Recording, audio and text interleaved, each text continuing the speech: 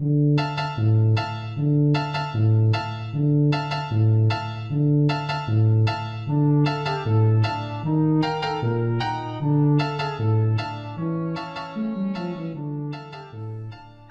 and welcome back to a brand new episode of the SilmFilm Project. I'm your co-host, Dave Kale, and after a week delay, we are back, and we continue the saga of the Noldor, just doing one horrendous thing, after making one terrible decision after another. And this week, we're bringing to you the horror of the Kinslaying at Alqualande. This is going to be a fun one. That's I'm right. sure my co-hosts, Corey Olson, the Tolkien professor, and Trish Lambert, the Tolkien maven, would agree with me on that one, huh, guys? That's right. You sound a little too excited about it. I'm not sure. Well, I'm not you sure. know, I mean, I'm Hey, Kinslaying! Woohoo! Well, this is a big event. It's a big deal, and it's, you know, in some ways, I was going to say, this is a must-attend event of the fall. absolutely, absolutely. And the thing is that I think that you know, one of the things that makes the Kinslaying really excited is thinking about, well, first of all, thinking about being able to plan out an event which is going to be so, like, knowing how pivotal it is, right? You know, knowing that, like, this episode is going to be, you know, alluded back to for years, not by the viewers, but by, like, within the show. You know, I mean, this is going to be the turning point for so many plots. It's just a really exciting moment, and Tony Mead says this is the red wedding on steroids. well, you know, it's except without the. So here's my. Okay, I was about to start a sentence with, here's what I don't like about the red wedding, but that's probably not an appropriate way to start the sentence. What I really mean to say is, the weakness, I think, of the red wedding, and the reason that it does not fit as a parallel exactly. I mean, it is a parallel, of course, in some ways. But here's, to me, the crucial difference. The red wedding relies very largely upon surprise, right? Yeah. That is surprising the viewers, surprising the readers. And it you know, Martin pulls it off quite well, and obviously the show, you know, the show producers pulled it off quite well. But honestly, surprise is cheap. Anybody, like any author, can do something out of nowhere that surprises people. You know, like it's not hard to do something that people didn't see coming. If I mean, like, it's that again. That's cheap. Something which is like mythic, something, you know, something which is epoch forming, but not just like a stunning surprise. Again, like, surprise is cheap and it's over fast, and it only happens once, right? And often, I mean, this is one of the reasons why so many people don't reread, like, detective stories, you know, mysteries, because once you know, like, once you've had the shocking reveal at the end once, the shocking reveal doesn't work for you the second time or the third time, right? You already know it's happening, and often, not always, but often when you go back and watch those things a second time or read those things a second time, it's easy to find them sort of stale and not very interesting. Oh, the good news for me is I always forget. Well, right, exactly. Yeah,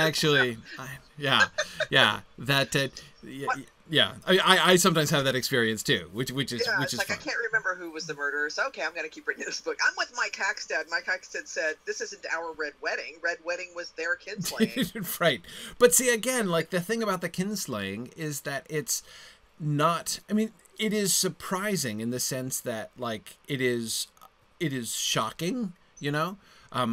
But it's not startling. It's not like, wow, that came out of nowhere. You know, it's this in retrospect, tragic you can high see point. It was coming, kind of thing, right? I mean, Right. that's sort of It is. If it is surprising in the sense of you don't really see it coming ahead of time, in retrospect, you go, you know, I get it, or, you know, I can see why that happened, or something like that. Right. Yeah, exactly. And by the way, Marielle, I totally agree. I do also reread some detective stories. And again, like detective stories, like anything else, for me, that's the big test, right? I mean, if it's something that is not only okay to read, interesting to read, but even better on reading it a second time, then it's good. And I find, personally, for me, that applies to detective stories as well. So I agree. Like, Agatha Christie, Dorothy Sayers. Those are, you know, books that I can read and reread and reread and enjoy every time. Anyway. And for Karita and the rest of us who don't watch Game of Thrones, Karita, it's a Game of Thrones. It's a Game of Thrones thing. Don't worry about the Red Wedding thing. I only happen to know it because I don't watch it, but my gosh, I couldn't get away from it on Facebook and Twitter. It was a phenomenon. It was a phenomenon. I am glad I did read that book first, so that I kind of was prepared for that phenomenon when it came around, even though I'm not following the show in real time. Yeah. As I have sworn off all things George R.R. Martin until it's done. When it's done, I'll go back and do it again. But I'm on. I'm taking a hard. You meaning the book series? Yeah. Now, when the films, when the TV series is done, I'll watch that. But I'm not rereading the books until he finishes the bloody series. Like, that's it. Like, I'm taking a hard line on these authors who delay the publishing of sequels. Like, I am too old. I am too old to sit around waiting for the next book to come out. Like, when he finishes the darn series, I'll read it from beginning to end. And it's the same thing. I am not reading book 2 of the Kingslayer Chronicles until Patrick Rothfuss publishes the 3rd book in the trilogy. When he does that, I will read the 2nd book and go through. But or dies. If they die, I'll read them too. Yeah. Well, especially given that you are a person who, when a new book comes out of a series, you read the thing from the beginning. So imagine. I mean, I think your policy is a good one, because you'd have to keep rereading these books every time a sequel came out. This way, you just have to reread it once. Yeah. So what you're saying is you're never going to finish George R.R. Martin's. That's up to him now, isn't it? Like, don't put that on me. I think it's a foregone conclusion. Yeah, that he's not going to finish. Yeah. Yeah. I mean, he's not even making a good faith effort. He's currently working on the Fire and Blood prequel series. Right. Yeah. Like, he's just given up all hope. He's like he's off writing not even just new books, but new books set within the same world. He's just given up. Yeah. Yeah. The only hope is the theory I'm subscribing to is that HBO made him sign a secret contract that he wouldn't release Winds of Winter until they finished releasing the TV series. That's the only hope. I'm hoping that he actually has both manuscripts done, and he's just contractually obligated not to publish them. Right. But that's probably not true. Probably he's just completely lost it. Yeah, we'll see. Yeah. Oh, and Kinslaying. Right, Kinslaying. We've gotten distracted. Okay, that's okay, because we are all about focus and linear progression of thought here on this show. So, but anyway, so thanks everybody for joining. Welcome to the Silmarillion Film Project. He says, like 10 minutes into the broadcast. And one quick announcement. Before we start, because I want to make sure, something that I really want to share with people and make sure people know about, and that is, we are having Signum and Mythgard are having our first regional event. We've been talking about this for a while and wanting to, because we've had our annual Mythmoot events, which have been awesome, and we've even had some occasional small events started up by our industrious folks in the Mid-Atlantic region, and we've been wanting for a while to have similar little small, like, one-day conferences elsewhere, so that people, knowing that not everybody can travel to Mythmoot at the time that Mythmoot is, but we love so much being able to connect with folks and have the kinds of awesome discussions that we have when we get together for a day to talk about this stuff. That we're doing this. So anyway, so this year we are launching we're beginning, I should say, our series of regional events, and so our first ever non-Mid-Atlantic American regional event is happening in just under a month, October 7th. So the Saturday of Columbus Day weekend. It is happening. Let's see. There it is. Okay. In Iowa. We're in the Midwest. We're doing our regional event in the Midwest, in Waterloo, Iowa. Now that might sound kind of random. And I have to admit, when this idea was first proposed to me, I was also kind of like, Iowa? Seriously? Like, I've never been to Iowa. I never imagined myself going to Iowa, to be perfectly honest. I was like, who's in Iowa? But then I was talking, the person in Iowa who was proposing it to me is named Robert Steed. He's the host of the event. And he teaches at Hawkeye Community College there in Waterloo, Iowa. And their department was interested in partnering with us and hosting the event. So I was talking to him and you know, looking at the map and seeing that actually, okay, even if there might not be much in Iowa, but the location where they are in Iowa is like within 3 or 4 hour drive of 3 or 4 major metropolitan, you know, it's Chicago, Minneapolis, St. Louis are all within like 3 hours of this place. So I was like, okay, there's actually a lot of people who are from who are around this area, and I hope might be able to get there. So if you are in the Midwest, I encourage you. This is a one-day conference. You can see if you go to signumuniversity.org, scroll down just a bit, and you'll see the link to the event here on our little events panel. You can see here's the schedule for the day. It's really cheap. Registration for the conference is $15, $10 if you're an undergrad, so it's just for the one day. Lunch is included, so $15 with lunch included. And then afterwards, we're going to be going over to this. There's an arboretum nearby that has a hobbit hole and a party tree, and they're doing like hobbit golf, which may or may not include actual goblin heads. So it's going to be awesome.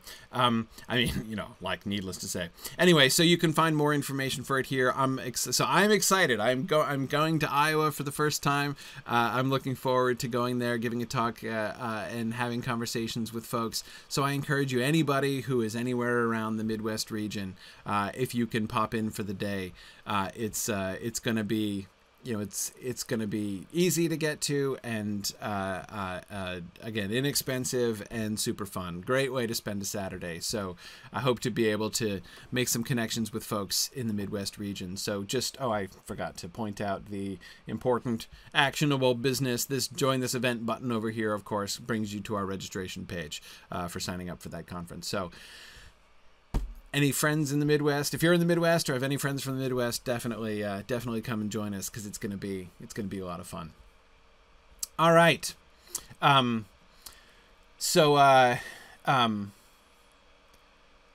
very good. All right, so let's move on to talking about the kinslaying then. All right, so thing one, let's talk about the problem of old way. This is really important, because we need to think back. We did some really interesting work in the last season. So you'll remember, I think it was episode 6, wasn't it? The end of the Beleriand sequence, as we were moving from Cuiviénen across Beleriand, and we were trying to do the different splitting offs of the different factions. And by the way, that series of episodes was a really fun example of like what. You know, one of the things that the SilmFilm project is kind of about, you know, one of the things that I think this thing can really help to do so often for people. I have literally drawn a chart, you know, like a flow chart on chalkboards many times over my career to try to help students who are new to the Silmarillion just keep straight the different branches of the Teleri, right? You know, like, who are the green elves again, and how are they different from the, you know, Philothrim and all that? You know, I mean, like that kind of thing is very, it's just often, because it's one of the things that new readers of the Silmarillion, it's often just like a list of names, right, that have to be memorized.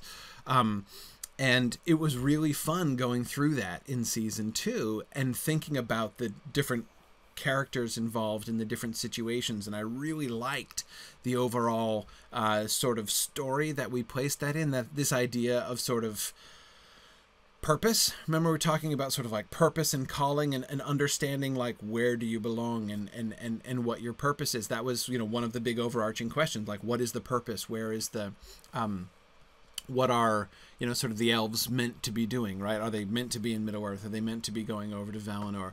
And so, you know, having Lenwë, you know, meet Treebeard and find his purpose there in the forests of Middle Earth, the whole Thingol and Melian thing, right? And then this final. This whole plot line kind of culminated in our episode with Olwe and Círdan, who are, of course, they're like the last two survivors, right? Olwe and Círdan are the last two of the leaders of the Teleri to make it all the way to the coast, and then Círdan decides to stay. And we had, it just, again, many of you probably remember this more clearly than I do, but nevertheless, thinking about the visions that we had Olwe and Círdan receive, right? That they had, they both of them had visions of what their purpose was, and that, you know, that Círdan's purpose was to be, and, you know, what Círdan's purpose was, we were clearer on, right? And that was to remain in Middle Earth and to be the shipbuilder. You know, we know what Círdan's job is going to be, right? He is the one who serves as the bridge between Middle Earth and Valinor. And we had Olwe as the other side of that plan, right? He's the one on the other side. So we need to make sure to... So we have to come back and sort of remember this, because we've left Olwe behind a long time ago now, right? It's been quite some time since we've had any Olwe presence or reminders of Olwe's job. How would you guys want to do this? Do you think we should do a scene? We could start this episode, right? We could start this episode with the Teleri, just like have a meanwhile in Alqualande kind of segment at the beginning. Do you think we should go that far? Given the end of the last episode, I think it'd be an interesting start to do that. Right. The Teleri. It would be a little bit counterintuitive, right? Because we end with the rebellion of the Noldor, and you would think, you know, that we would go, you know, people would probably be expecting to begin right with the Noldor, right? You know, to pick that up and see about them leaving. If we think about let's think for a second about the structure of the episode. Not necessarily the order we want to do it in, but like what stuff do we need to cover in this episode? Like what segments need to happen in this episode? Just brainstorming, I'm thinking we're going to need we're going to need something from the Alqualande perspective, so that we, even just for the purpose of reminding people who the heck Olwe and like Eowyn are, right?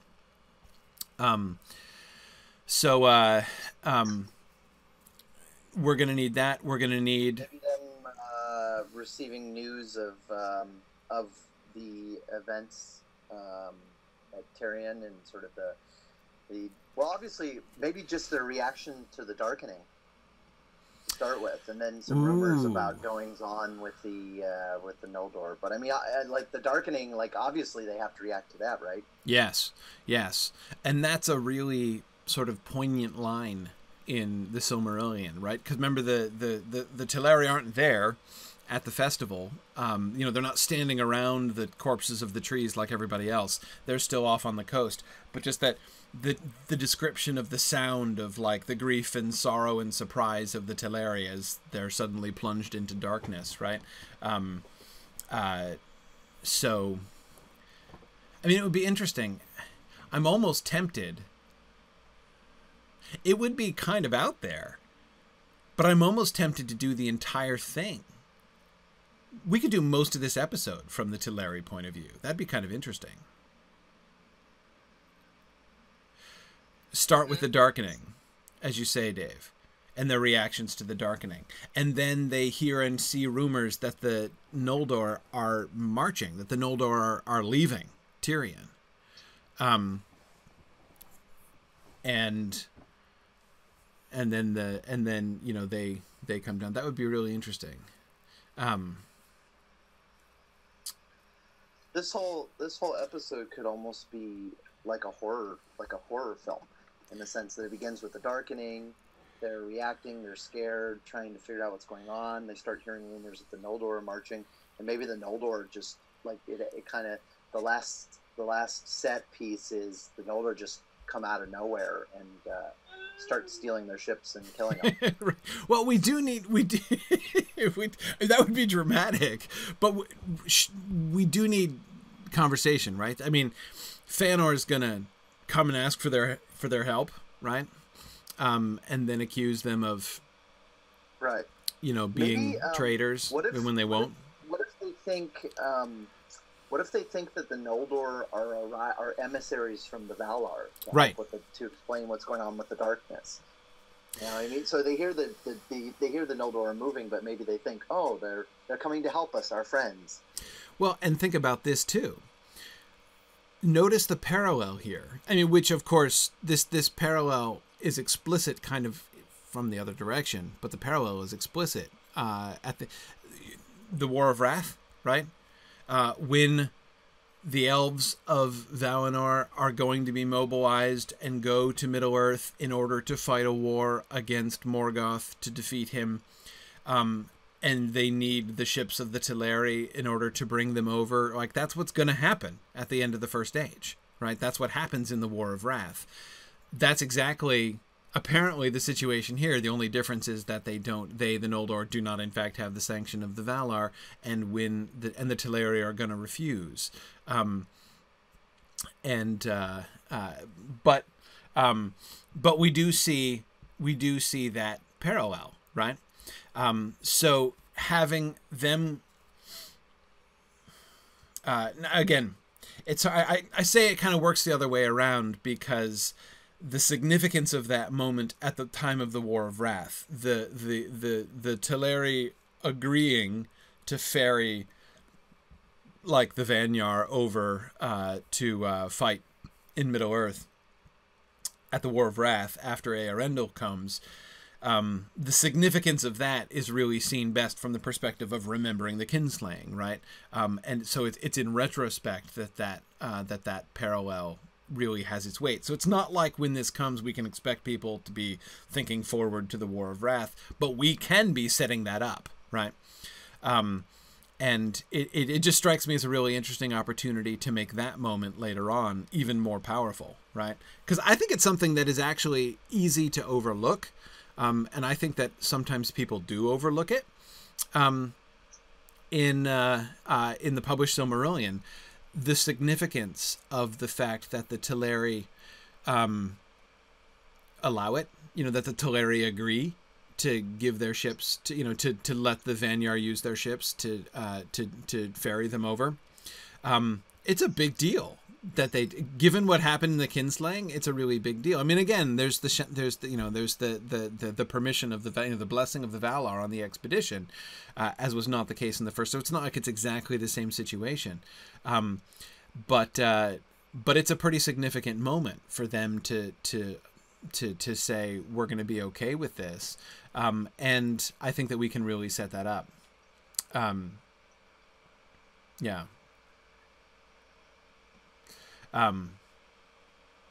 Exactly. Mariel says, but they're still gonna help those bastards who killed their relations. Yeah, I mean, they're gonna go and rescue the Noldor, right? I mean, that's why it's such a big deal. It's not just that the situation is parallel, but no, ferry this army across to Middle-earth in your precious ships in order to rescue the Noldor, who were guilty of the Kinslaying the first time. So yeah, that's a really big deal. So I do like the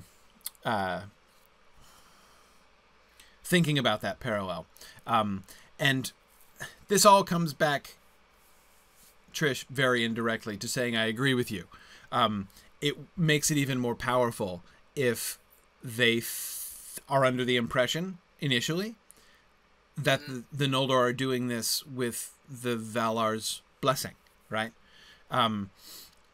Maybe that can be the turning point, really, with Olwe, and because also think about this from another point of view as well. What's Alway's job, right? What's Alway's calling? Didn't we imply that Alway's calling is to basically be the Círdan from the Valinor side? So, like, in theory, letting people borrow ships to go back to Middle-earth is kind of his point, right? Kind of his purpose. That's like the calling that he had. So for him to be like, I ain't taking no people and no ships from the get-go is weird. Would be weird, right? It would be inconsistent with what we've seen. So when Fëanor at the head of like 90% of the Noldor come down to the harbor and say, we need a ride to Middle-earth because we're going to attack, because, you know, darkening and everything, and we're going to go attack, we're going to go take vengeance against Morgoth. Always first reaction has to be a kind of reserved, okay, right? Well, that's kind of my job, right? I'm behind this kind of thing in principle. You know, I had this vision from Olmo and stuff. And then the thing that would have to change his mind, the thing that he would have to make him resistant, would be the recognition, the acknowledgement, the realization. That's the better word. The realization of the fact that the Noldor, they're not, in fact, going on behalf of the Valar. The Valar, in fact, disapprove of this. But that idea, I think, should be so alien to Olway. Like, he wouldn't be suspicious of that. Like, when the Noldor show up, his first reaction isn't going to be like, oh man, you're probably like declaring, you know, like a rebellion against the Valar themselves here, aren't you? Like, that's probably going to be pretty far from his thought. Although, obviously he would know about Fëanor's banishment. So the fact that Fëanor is breaking his banishment would be a bad sign that he would notice from the beginning, surely, right? Even before Fëanor opened his mouth. So definitely thinking about how to handle.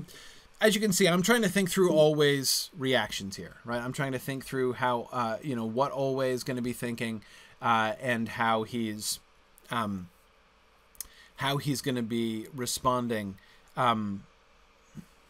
I'm thinking like dismay and shock and fear at the darkening, and then some form of hope at the coming of the Noldor. Like, oh, okay, they can tell us what's going on, and they're here to help us. Yeah.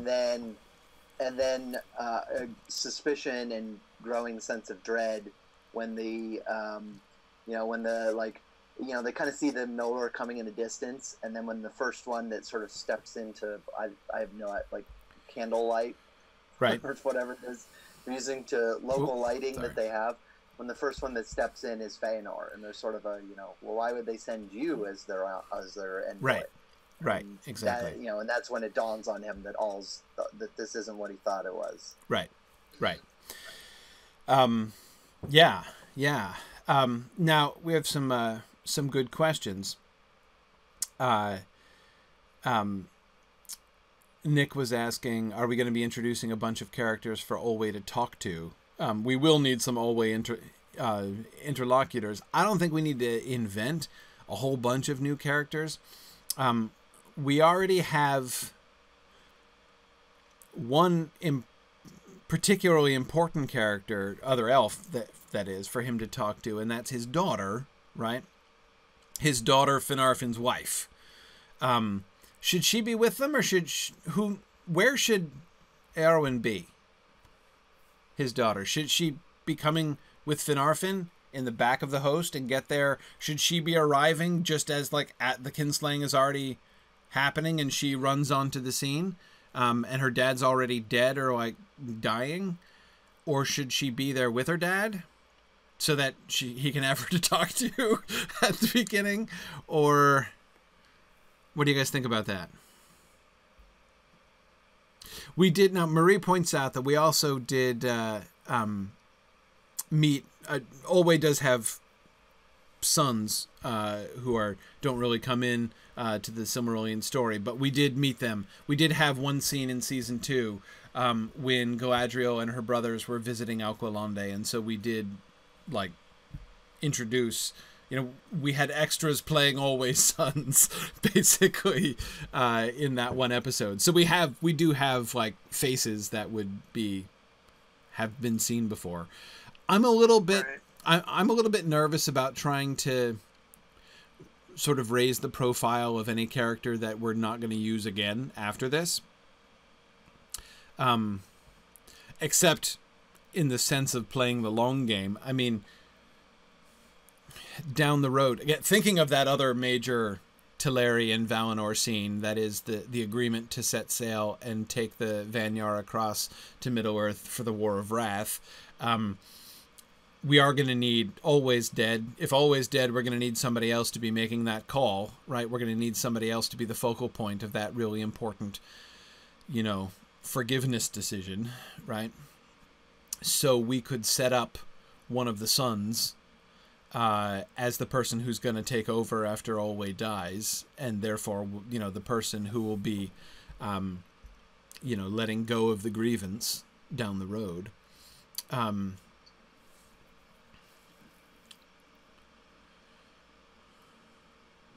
Yeah. That seems sort of necessary. Yeah. You got to pick at least one. Yeah.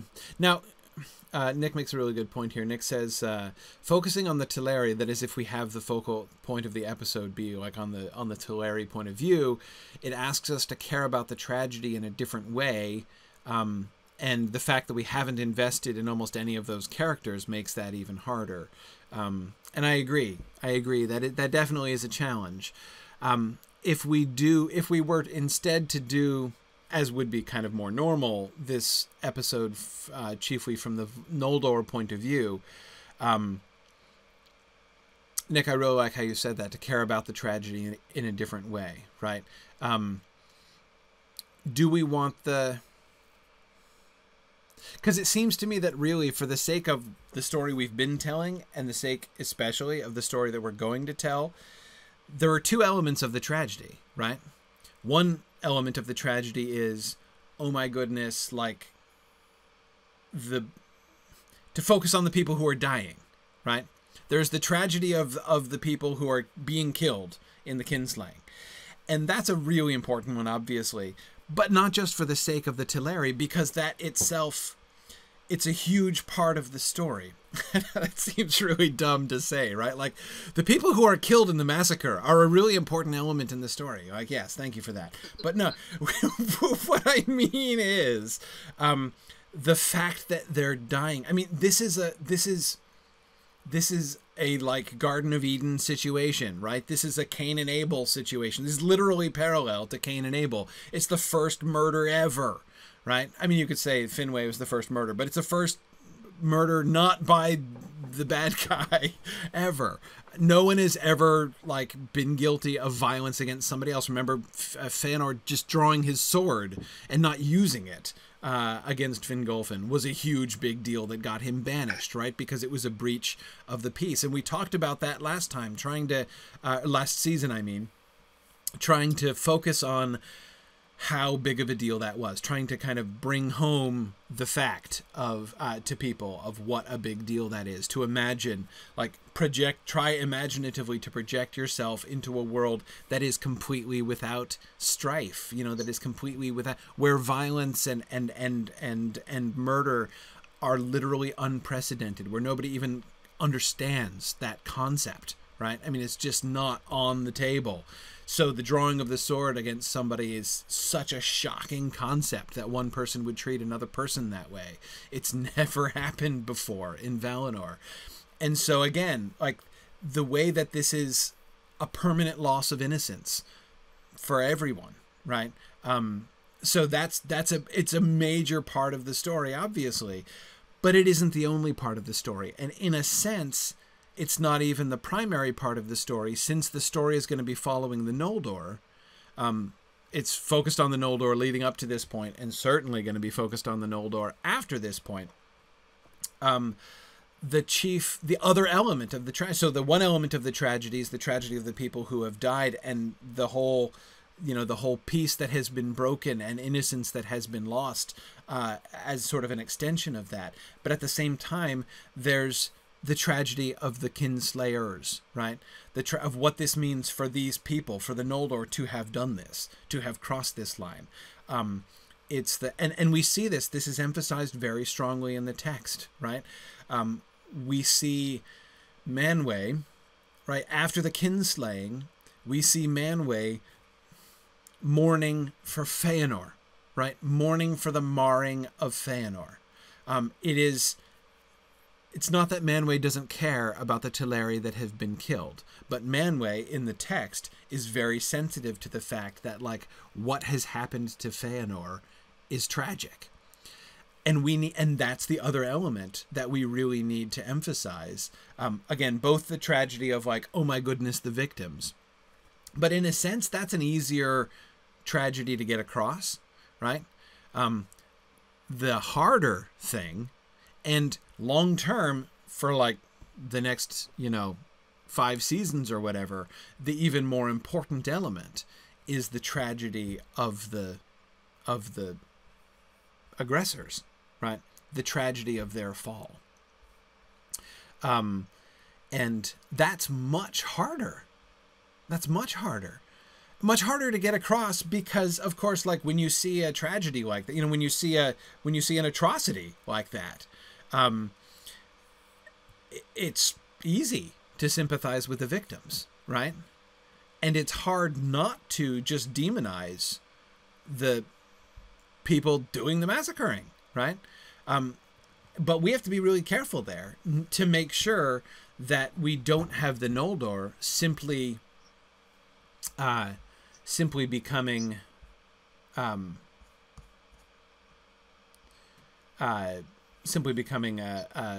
monsters, right? Or allowing our viewers to simply look at them as monsters.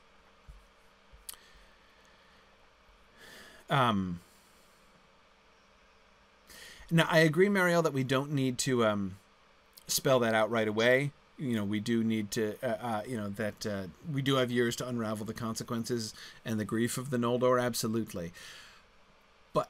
But I do think it's crucial that we strike the right note with our viewers right away. Because if what we have is our viewers hating the Noldor, right? Seeing the Noldor as like, the Noldor are now villains, right? And then if they lose all sympathy for the Noldor, we're kind of in trouble, actually. And I don't think a process of, I think that the Noldor are terrible, but like over time I can slowly come to sympathize with them and forgive them. I don't think that's enough. I don't think that's good enough. We need it to be clearer, clearer than that, more powerful than that from the very beginning.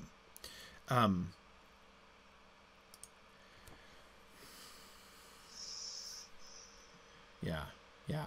Interesting. Yeah. Mike Hochstad says, the tragedy of the Noldor doesn't end until Galadriel refuses the ring. It lingers that long. Like, that's the final chapter of the tragedy of the Noldor, and, sort of meeting redress. That's a really interesting way to think about it, Mike. And I think you can certainly make that argument. That's the very end of the consequences here. On which subject we'll get back to Galadriel, as she is certainly a very important person to be thinking about here for exactly that reason. And we'll later discuss her refusal of the ring in about 20 years. Exactly. We'll get there. And when we do, it will be so poignant for that reason. You'll remember. Somebody of us will have forgotten it. Right. Yeah, you'll remember these earlier conversations. Well, here's my consolation there. My consolation is that the majority of people who would ever see our show are obviously going to be binge watching it on Netflix, so it's not going to actually be as big an issue, right? So yeah, that's true. Because we really shouldn't be thinking about this as a show that people are going to be waiting for week to week. I mean, who does that? Yeah. Right? I mean, so yeah, that is so 20th century. That's right. But okay, yeah. all of this is in response, Nick, to your observation earlier on that we're running the well, you didn't say it this way, Nick, but in focusing on the Teleri point of view, we run a real risk of recruiting the sympathies of our viewers in a particular way there, right? And the more I think about that, the more I'm beginning to think that that might not be a good idea for that reason. Because if the whole thing is from the Teleri point of view, it's going to be, it lays the emphasis very squarely on the Teleri perspective there.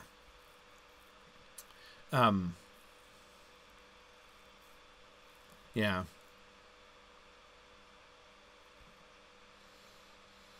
Yeah.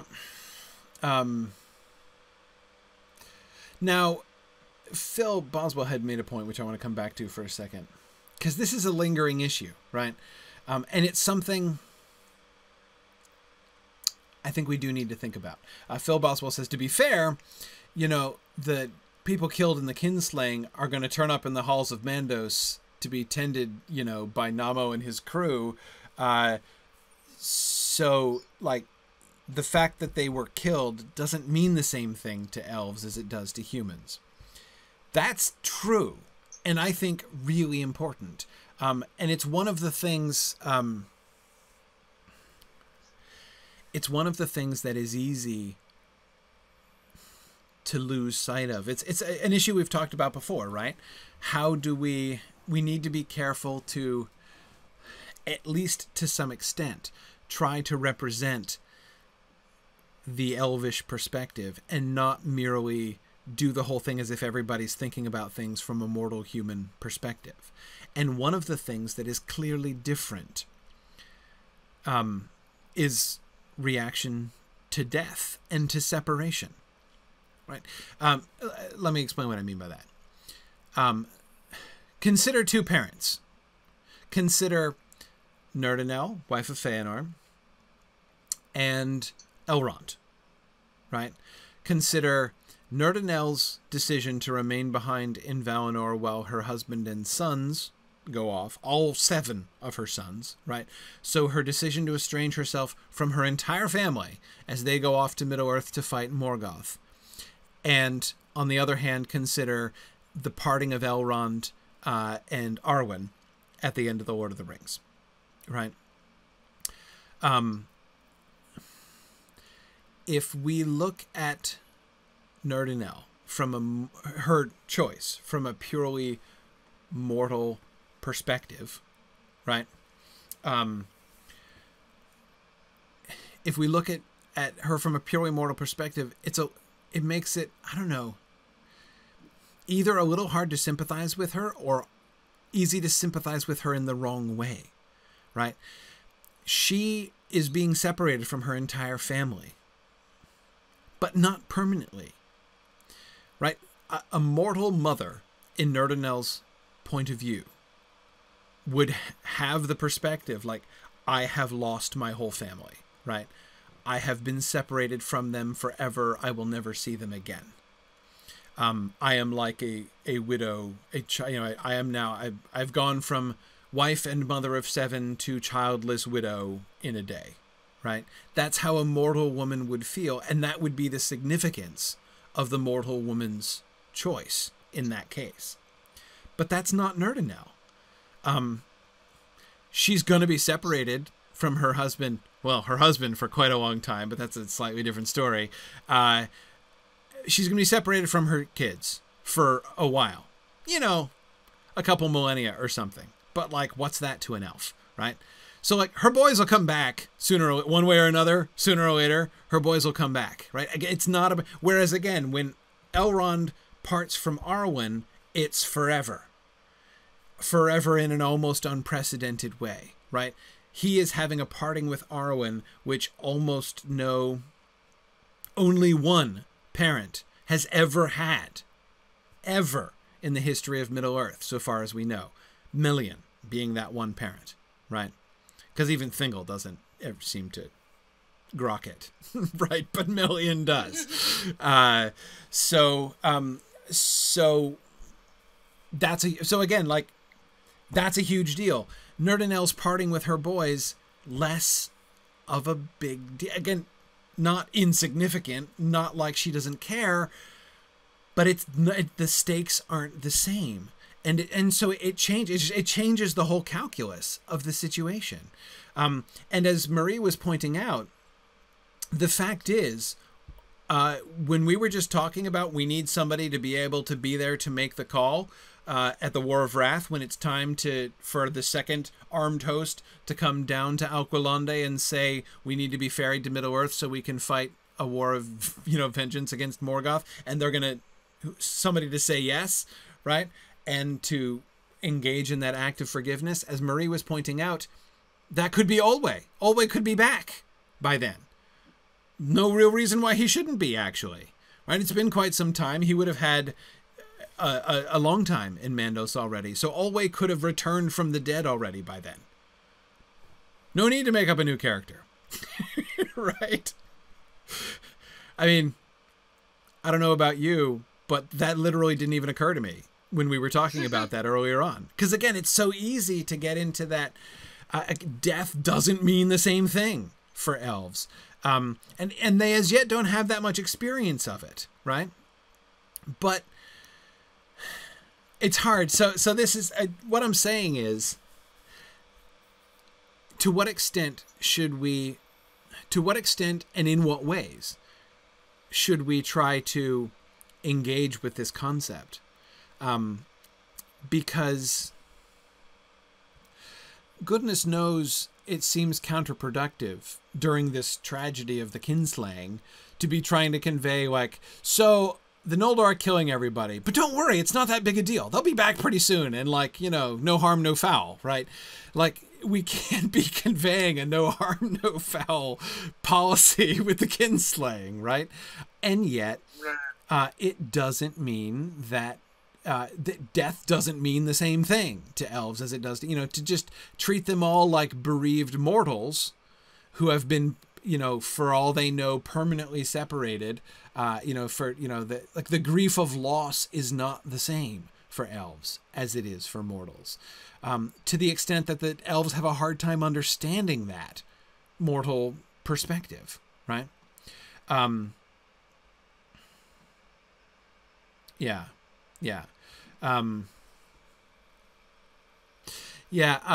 Interestingly, so I'll just read these 3 comments in a row because these are actually really great comments. Marie says, death might be less permanent, but murder is still pretty rude and evil. Totally agree, Marie. And we can't, that's the risk, right? We can't undermine that. We certainly can't be conveying like, so, whatever, like killing people is just kind of a misdemeanor actually from an elvish perspective because it's like not permanent.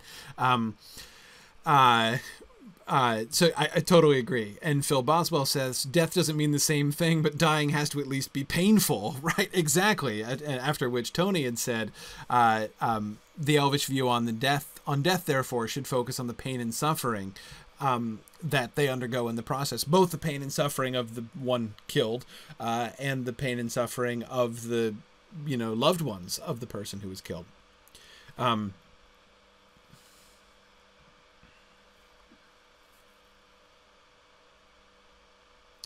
Yeah. Karita is reserving the right to quote Marie on that principle that murder is rude. I agree. Murder is extremely bad manners. That is certainly true. And yes, as Mike points out, the big problem is that we've never really shown this death and rebirth thing before. We've only had 2 elves mostly die, right? We've had the Muriel issue and we've had Finway's murder quite recently, right? So you're absolutely right, Mike. There are 2 problems. One manageable problem, well, both manageable problems. One easier problem and one harder problem, right? The easier problem is that the viewers aren't familiar with this. That's easy enough to handle because all we need is, as Nick was suggesting, a conversation with the Valar and the Valar explaining it, right? So we can we can address it in exposition and cue the viewers in to the issue there. The harder thing to manage is that the elves themselves don't understand that yet, because they don't have, they've never experienced, no one has ever returned to Valinor. No one has ever returned back out of Mandos before. Yeah.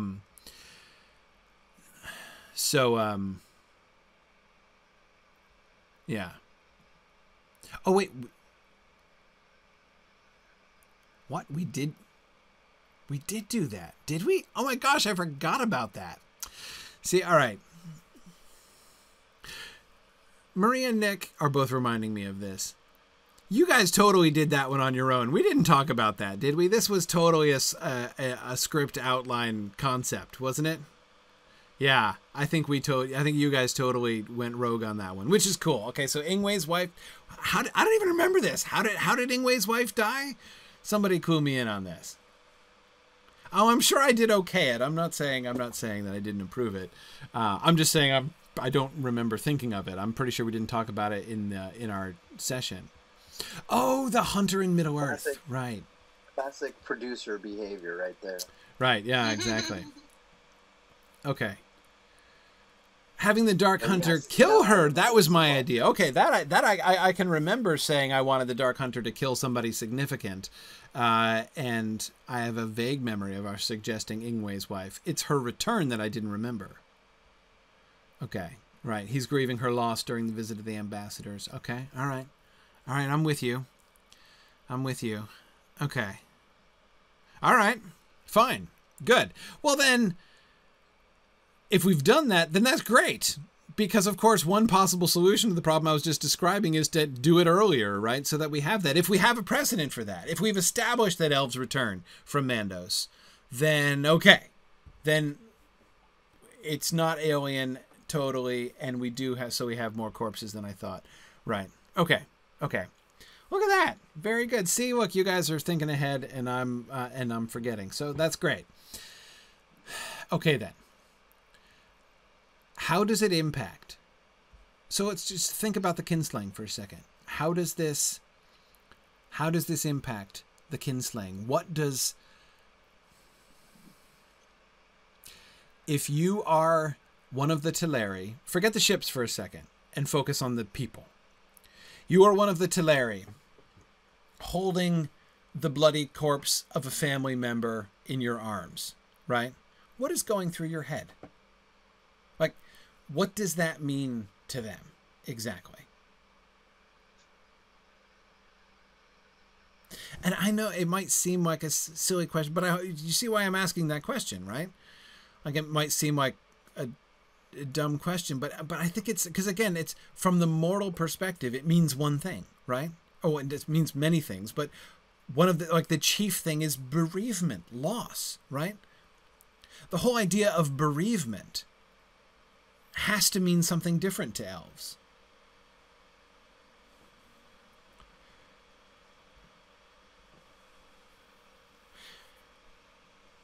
Right? And it's interesting to think that through. Not even thinking yet about how we handle it on screen, right? Not even thinking about how we actually depict it. Just thinking about, just trying to process the kinslaying from an elvish point of view for a second. Yeah, there's got to be loss, but the loss is going to be different than what we think of as loss, right? I mean, loss right. of immediate companionship, say, or yeah. Yes. And I agree, Marie, there's plenty to grieve still, even if you believe the person will eventually return. But the grief would be of a different kind, right? Mm-hmm. It would have a different quality, and that's what I'm trying to capture, right? Again, I know it might be possible or even easy to misinterpret my comments on this subject as like really heartless or me suggesting that it's like not a big deal. Not at all. Yeah. It's just a different kind of deal. And I'm trying You're to... not saying they're going to just shrug their shoulders and go, right, oh, well, exactly. Exactly right. Just kind of step over the body of their, children and be like, See you later. Yeah. See you later, alligator. Exactly. Yeah.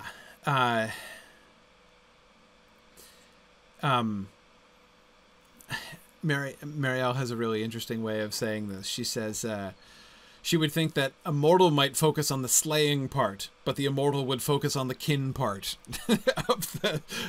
of the word. That's an interesting way to think about it, Marielle. There is still separation because, of course, it is unknown how much time they're going to be away, right? So there is still loss of time, loss of community, and it's indefinite, it's unknown, right? So you might be without this person for a really, you will still miss them, even if you know for sure that they're going to be back. And even if your lifespan is so long that the passage of several millennia doesn't feel the same to you as it might feel to a mortal, it's still a very significant disruption. There's also empathy. I mean, going back to what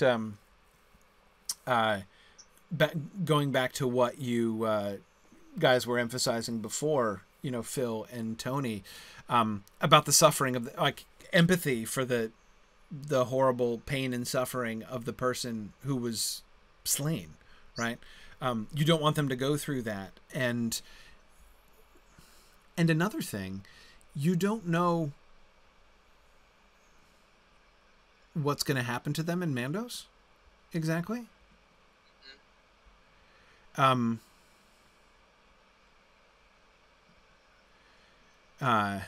Yeah, Mike Huckstad was saying, he from the human point of view, bereavement means it is sad for me that this parting has happened. For the elf, it means I'm sad for you that this agony befell you. And that's actually a really interesting shift, Mike, that the elves would be thinking more. Yeah. Because, I mean, it's not that a human mourner isn't thinking about the other person as well. But I agree with you. In a sense, the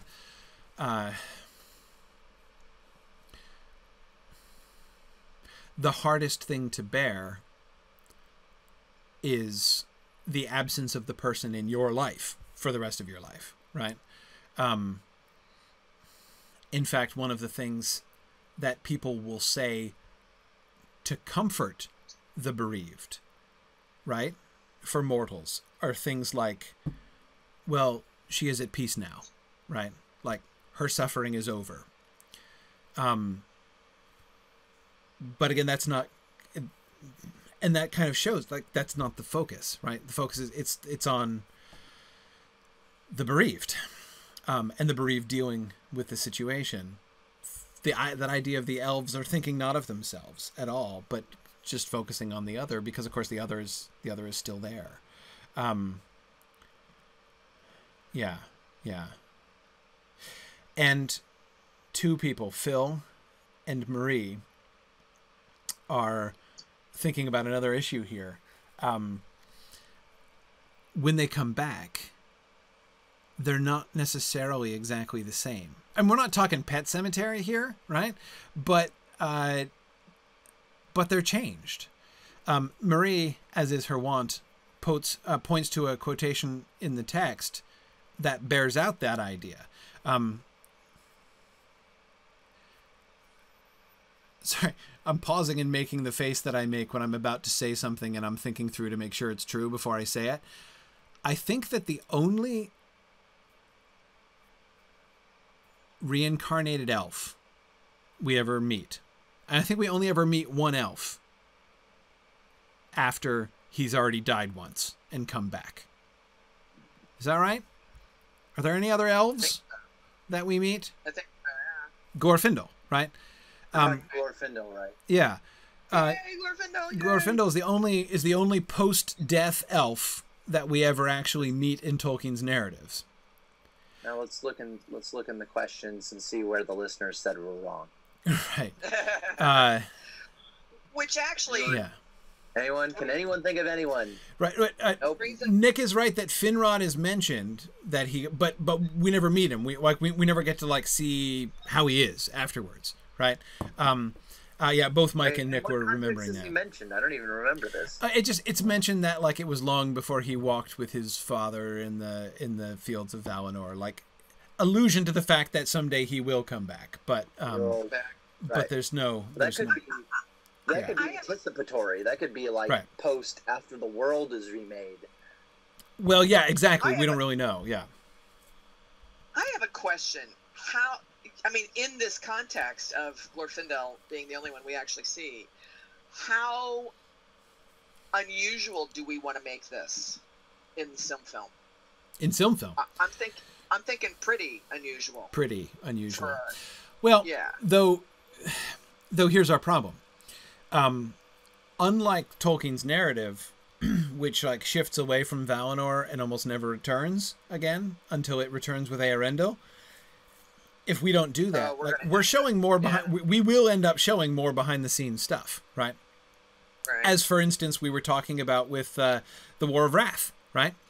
With the War of Wrath, we just it's kind of passed over in a few sentences. The concept is passed over is given to us in a few sentences, and it's not personalized. Like there's no individual characters that are named in the doing of it. It's just like the Teleri corporately are confronted with this choice and they make this decision.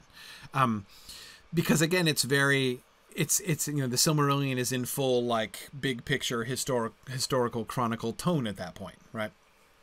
But we're not playing that way in SilmFilm. Well, so could it be that it's not unusual for them to come back to Valinor, but super unusual for them to come back to Middle-earth? Yeah, that I think can still pretty much just be Glorfindel. I mean, it's hard to see many other candidates for that. But there are two things there. First, when we meet Glorfindel, like when Tolkien wrote the character of, the part of Glorfindel, was he thinking of Glorfindel as a post-death elf? And my answer to that is a firm no. Firm no. Right. That's a retcon thing. I am 98% convinced that the character of Glorfindel in the Fellowship of the Ring, and we've just been doing this. We've just been in the Mythgard Academy. We've been doing the Return of the Shadow, and we're in the middle of the Trees of Isengard Ring. So we've just been going through the manuscript development of the Lord of the Rings, where Glorfindel's character comes in the role that he's given in the Fellowship of the Ring, or rather, of course, in that thing that will eventually become the Fellowship of the Ring. I'm almost 100% convinced that Tolkien was.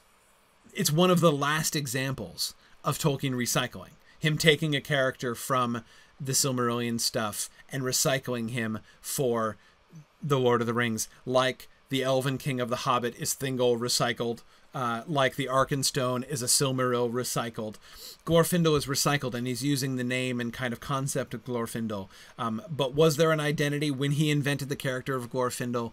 Was he thinking, this is that very same elf of Gondolin who died fighting the Balrog in the pass? I am 98% convinced that no, that was not what was in Tolkien's mind when he wrote that. The evidence is very strongly against that at the point at which that was introduced in the manuscript.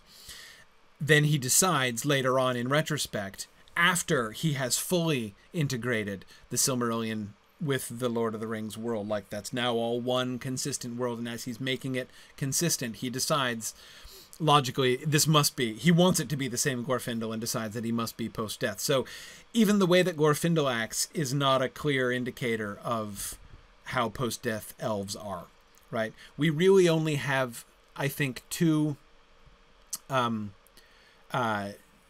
we only really have two data points for how a post-death person might be changed.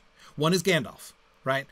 Which is not a great data point because he's not an elf, right? This is he's a Maiar being resent back and given a new body. So it's a resurrection, but it's different. He's not an elf, right? So, but nevertheless, it's still a precedent for when you return from death, you're not exactly the same, right? And so we could choose to say, just because Gandalf is not an elf and doesn't automatically follow the same pattern doesn't mean that it doesn't follow the same pattern, right? It could still be a precedent for that. the other option, the one other data point we have, and this is the quotation that Marie made way back when, is Maedhros. When Maedhros is restored, when he's rescued from Thangorodrim, and his arm is, he's now one-handed, and he's learning to fight with his left hand, right, as deadly as his right had been, and it's in Maedhros's ferocity, when like nobody can stand against, like no orcs can stand against Maedhros in battle. It's a simile. It's almost like a throwaway simile that Tolkien uses, but it's a fascinating line where Tolkien describes Maedhros as one who returns from the dead. Like, that's a simile that he's using to help us imagine what Maedhros is like. And the purport of that simile would appear to be that he has been transformed, that he has been transfigured in some way. Yeah. Well, yes, Robert, we have Beren and Luthien too, but they're also bad data points for a different reason, right? They come, like, Luthien returns from death, but she returns as a mortal, right? So, but Robert, I agree. We certainly have them as another precedent of returning from death changed, right? And not quite the same as they were before. So certainly if we want to build a case for the fact that, people are not the same when they return, elves are not the same when they return from death, I mean, it fits the general pattern, even though, as I say, from a precedent standpoint, it's a bad data point as well, right? Because it's different. So, yeah.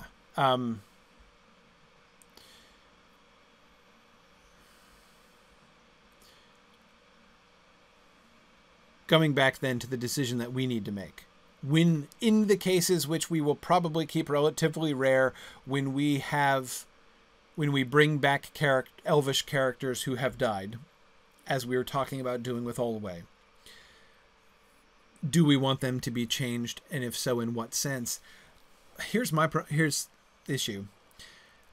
I think that we do need to make them changed, but I think we have to make them improved. We can't make them. We can't. It's got, like, to me it seems like the opposite of the Pet Cemetery, frankly, right? Like, they don't come back weird and lesser or worse or tormented, or they're gonna, like, what Mandos does to them is good. It's not bad, right? When they emerge from the halls of Mandos, they are wiser, stronger, better. Not worse. Clearly. And just logically, what, like, the point of Mandos should be, right? So exactly, Nick. They can't come back damaged. They can't. I mean, what are we saying about Mandos? What are we saying about the Valar? What are we saying about Iluvatar, if that's the case? Exactly, Tony. Mandos is purgatory.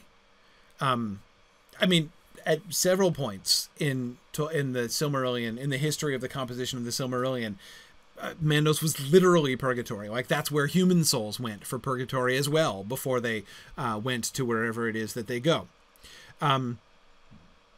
So I mean, yes, and purgatory means they are purified there.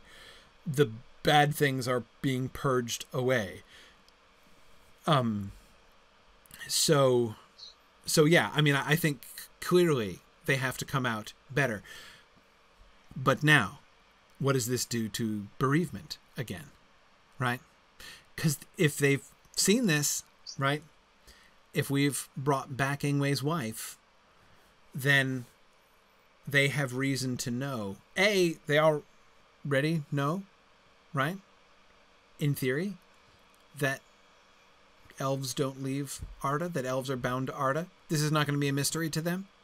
This would have come up in their conversation with the Valar, presumably, right?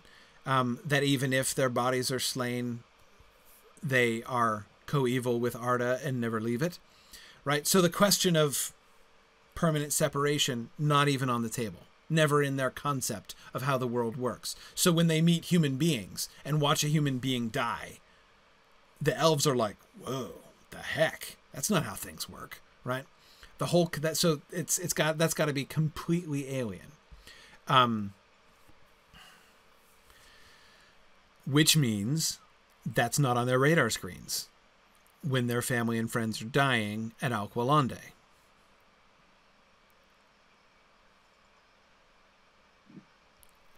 It's so funny in talking about the plan and thinking about this episode and thinking about the Kinslaying episode. I didn't even think of this. Little did I suspect I'd spend most of the time talking about this conceptual issue, but this is good. This is a big deal, right? Yeah, I mean, because this is going to set how we're doing it the whole show, really. Yeah, and this is really just like as a sidebar, like this is why I love the SilmFilm project, right? Because it's not about actually producing a film, obviously, but what it is about is like I never thinking about depicting the kinslaying has compelled me here this morning to think about like what it means to be an elf in Tolkien's world in ways that I have never thought of before. I mean, I've never really thought this through before, and the way that this whole process, this whole adaptation process, really compels you to think like this is really fun. So I don't regret it. I have no regrets, and I want to keep thinking about this. Okay. We're doing an excellent job of plowing through the plot for this episode. Exactly. Right? Well, see, fortunately, we have such capable script outline writers who do a great job of the plots. I'm perfectly happy to leave the plot details to them. You know, it's all good. Such that even if we actually never get around to discussing it in this episode, it's in good hands. Oh, it's in good hands. Absolutely. Yeah, no problem. You guys are doing great. You don't need us. Yeah, we have these bigger picture questions to consider. Okay, so where are we on the question then? On the bereavement question, that is. They would. How secret do you think Mandos is? I mean, okay, Mandos is not very talkative, but personally, I mean, Namo isn't very talkative. I'm going to use Namo's name, personal name, because I want to specify when I'm talking about the person, the Valar, and when I'm talking about the place. Do you think that Namo and the other Valar would have a strict what happens in Mandos stays in Mandos policy, right? Ingwe's wife, does she hold like symposia about what it's really like in Mandos to prepare everybody, like proactive counseling? Or does she not, can she not say it, right? Is it a secret? Is it a mystery? Is she not permitted or not able to reveal? Does she remember? Maybe that was the other thing I was going to say. Does she remember? Yeah, exactly. Yeah.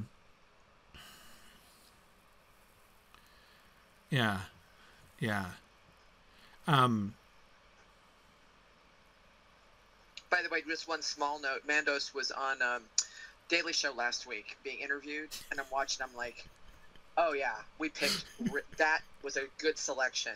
Perfect. Yeah, he's getting a lot of play these days. Ever since we cast him as Mandos, he's all over the place now. Yeah. That was really his big break. It really was. It really was. Yes. Casting as Mandos serves as actor's big break. Yep. That's exactly what I've been thinking.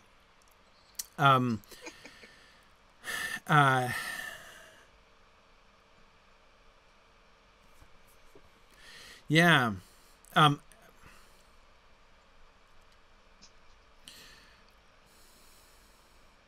It certainly can be. Nick is suggesting that it's very different for everybody. Like for each of the elves, like they have it's like uniquely personal. So it's not. I certainly would agree that Mandos wouldn't be like a mass production factory of purgation, right? I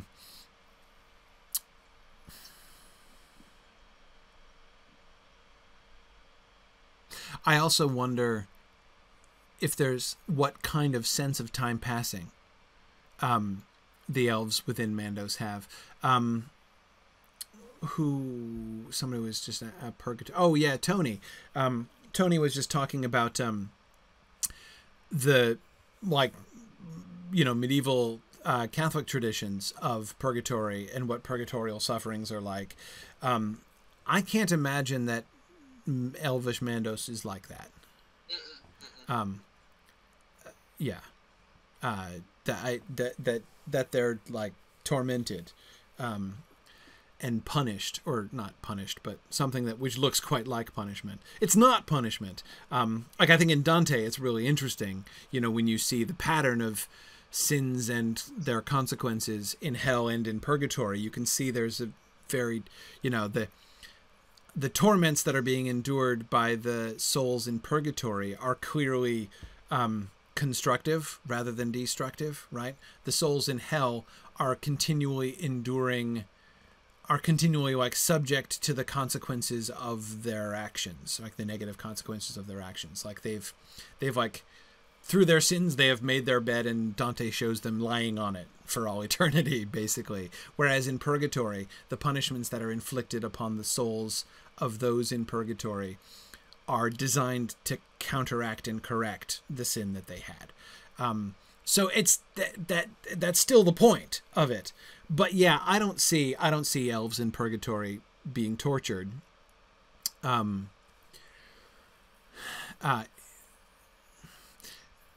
You know what I kind of see it? How I kind of see it?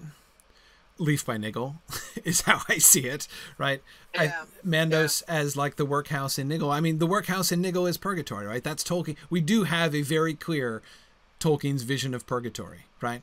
And you can see Niggle suffers, right? Like, he experiences pain, but he's not tortured, right? Like, there's nobody with red hot pincers at him or anything like that. But what we see him doing is learning the stuff he didn't learn, correcting the habits, the bad habits that he had, learning and developing the things that he failed to learn and develop during his life. And so, that's what I would think would have to be in some form and in some way. But of course, that's the other thing about the medieval purgatory that I always found awkward. But now Mandos isn't the physicality really purgatory, right? I mean, that's not human purgatory. No, well, it was at one point. I mean, there's a fairly late development point where the souls of humans still go through Mandos. Remember, like, even in the published Silmarillion, like, they have halls apart, right? So there's a firewall between the human halls and the elf halls, but the humans still go there, right? So I'm not even for elves. It's not a purgatory, right? Yeah, doesn't with that function. Well, no, it does. It is purgatory for the elves. It's the halls of waiting, right? I mean, that's what it's called. So But in the sense of it being like Leaf by Niggle, where he has to learn something. I mean, for his sins or whatever. I mean, I never got the sense that Mandos was that way for elves. I think so, though. Now you will be I think so, though, because that's why Really? that's why Fëanor is in there so bloody long, right? Because he's not learning his lesson, right? Because Fëanor is still off somewhere in the corner of the halls of Mandos with his arms crossed, like refusing to listen and to change. Like, that's so. Yeah, no, I actually think that there is a purgatorial element, and it's explicitly the Fëanor issue, like how long it would, the reference to how long it would be before Fëanor, emerges from Mandos is what seems to me to say there's clearly, if it's not purgatorial, it's retributive. Mm-hmm. Right? And and of the two, purgatorial seems to me much more accurate, much more natural. Yeah. Right? I'm much more ready to believe that it's purgatorial than that it's merely retributive. So yeah. Tony Mead is imagining Fëanor writing lines at the blackboard like Bart Simpson. Yeah. Tony, what would Fëanor be writing on the blackboard? My vote would be for, it's not all about me. It's not all about me. It's not all about, I don't know. But anyway, yeah. Okay.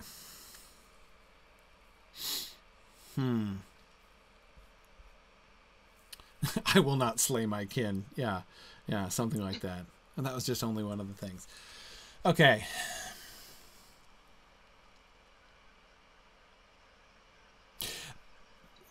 But you see what the purgatorial thing is doing, right?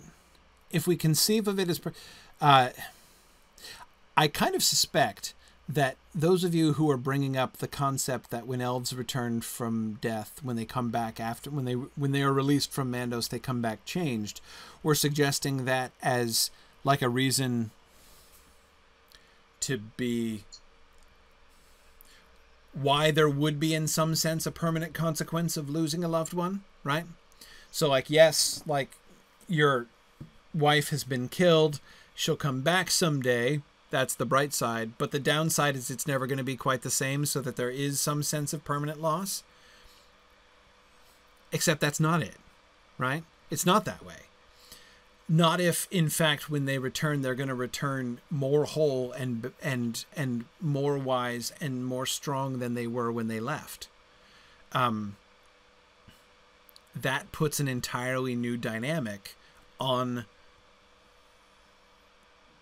the anticipation of death and the consequences of death and the perception of the consequences of death.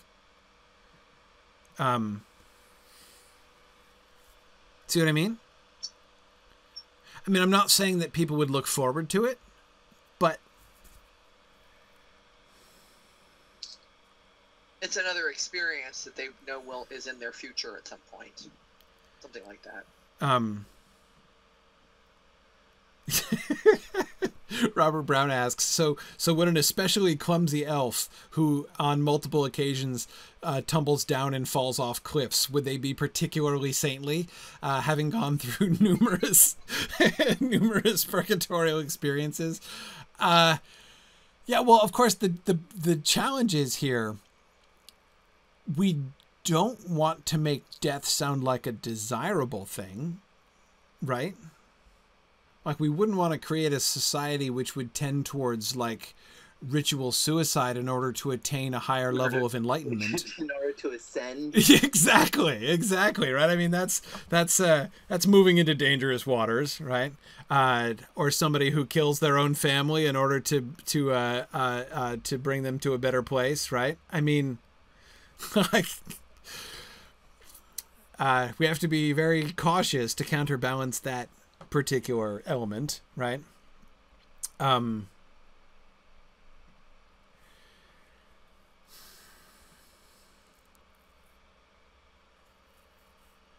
don't think I'm not sure that I'm not sure we should be looking at it as like transformative in that way, or as like it should be in the same way that sort of certain experiences in life or certain forms of suffering can impart wisdom and make people like wiser, more cautious, right, more compassionate, things like that.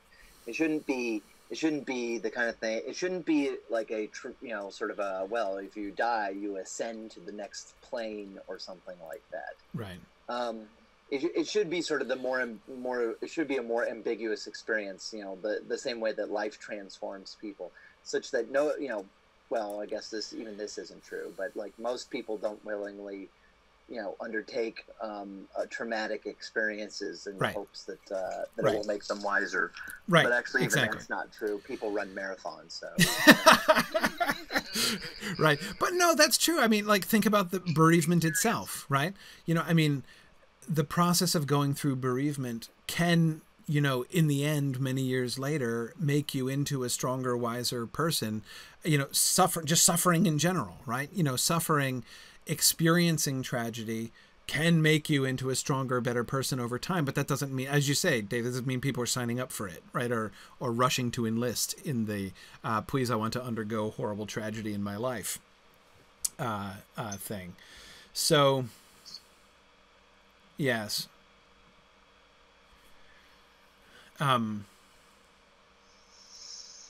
Yeah, we can't.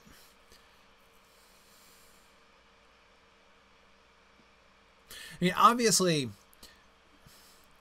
the easiest way to avoid this problem is just not to talk about it all that much.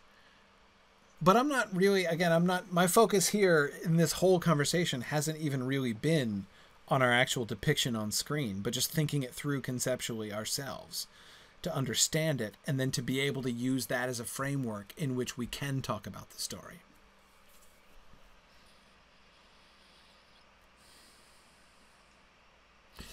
Death is still something to be dreaded.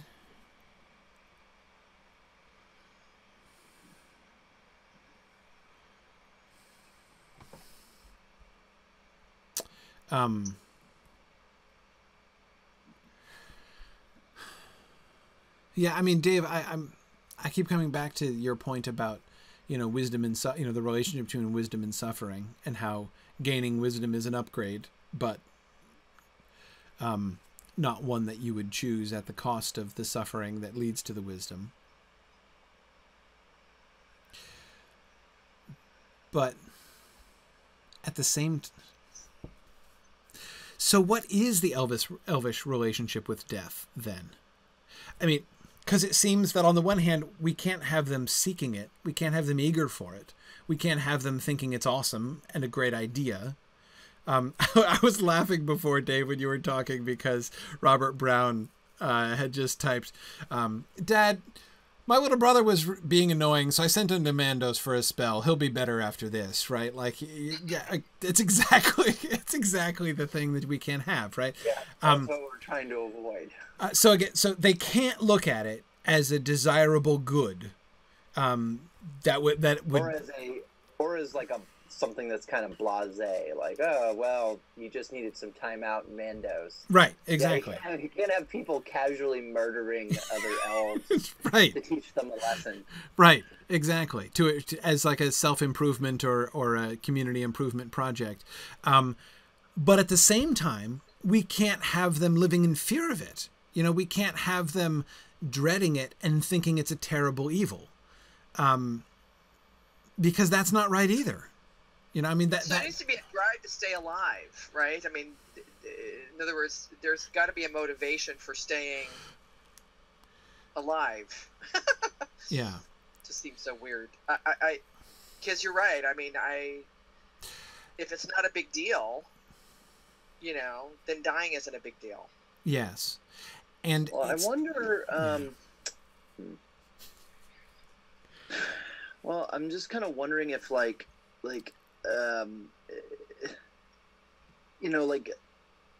so we're, we tend to discuss men in Tolkien as having a great deal of uncertainty about their fates. Yes. Elves not. Yes. But I wonder if maybe that's an oversimplification. Yes. I wonder if the halls of Mandos should still be kind of mysterious and scary. Because it is true, like maybe they know something about it, but I think the unfear of death that elves have, mm-hmm. maybe while not requiring quite as large an act of a leap of faith as required of men, right. should require a certain amount, yes. like having a proper attitude toward death, even as an elf, should be a sign of like being sort of in sync with the Valar and being kind of properly oriented towards the world and life and stuff. Like death should still be kind of mysterious and scary, because they don't have that. They don't actually have any data points, right? The same way we don't have any data points. They know some people have died and they've never seen them ever again, as far as we know. Right. Yes. And Mando sure isn't sharing. Exactly. Yeah. I mean, I think it has to be a mystery in that sense, right? Like clearly Namo and the other Valar are not going to be leading seminars on like what to expect when you're deceasing, right? I mean, like that's yes, Death 101, right? That's yeah. The Afterlife in You. They're not going to be doing lectures like that. And the elves who return, I think the elves who return can't talk about it. Like they don't remember. They might have a sense of sort of what happened, but I don't think that they I don't think that they have like a memory that they could narrate about it exactly. Right. I agree. And the fact that many of them are gone for a really long time, right? So that's yeah.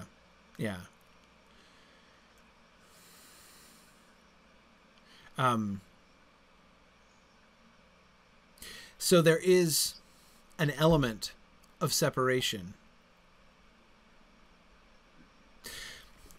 But even more, but see, again, even that, and that's true. You would be separated from your loved ones for a long time, even an indeterminate amount of time. But that's still, to be worried about that is still a mortal way of thinking, right? One of the things that we know about the difference between elvish experience and human experience is that the elves just don't count or even notice the passing of time in the same way, right? Remember Húrin and Huor's speech to Turgon. Remember even the fact, like the way that the Fellowship loses track of time in Lothlorien, right? In a sense, that's like introduction to the elvish experience. When Sam Gamgee is like, I can remember like 3 or 4 days for sure, right? But I would never have said it was a whole month, right? That's kind of where elves live, right? So the idea of like, oh, but it's been so long, like I'm looking at my watch every couple decades waiting for her to return, like that's not the way elves think exactly. It's not the way they don't seem to experience time quite like that. So I agree that it's a factor, but it can't be the primary factor. Well, but on that note, elves don't experience time like that. So one could easily just as easily argue that elves wouldn't be sitting there saying like, well, it's been 2 years since I saw my wife. Well, right. It's been a while. Right. But one could just as easily argue that for beings of that type, every instance would be like an eternity. Right. Right. So it's not a matter of like, how long you've been parted from your loved ones in the sense that in the way that mortals would experience it. It would be the fact that they're gone at all. Mm-hmm. Right. Right. Like it would be the fact that they're just not here at all. Like that would be a tremendous loss, I would imagine. I mean, it has to be, It has to be a loss. Yeah.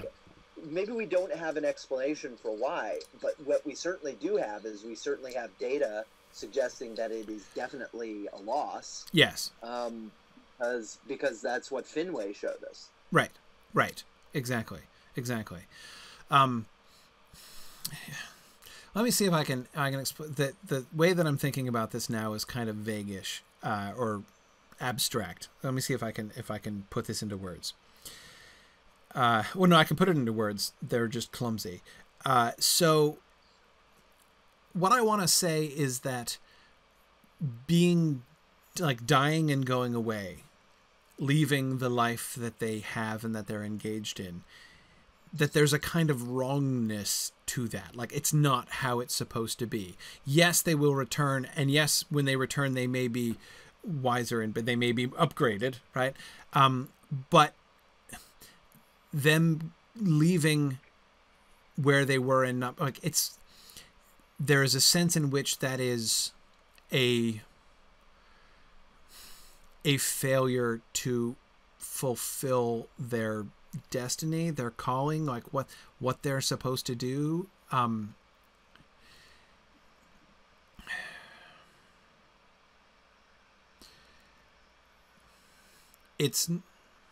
was about to say it's not natural. Of course, it's perfectly natural. It's how they're designed, but it's like the contingency plan. They're supposed to be just there in this continual relationship with Arda and doing the work that they're doing. At the very least, death and time in Mandos is a disruption of that thing that it is their purpose to be doing in the world, right?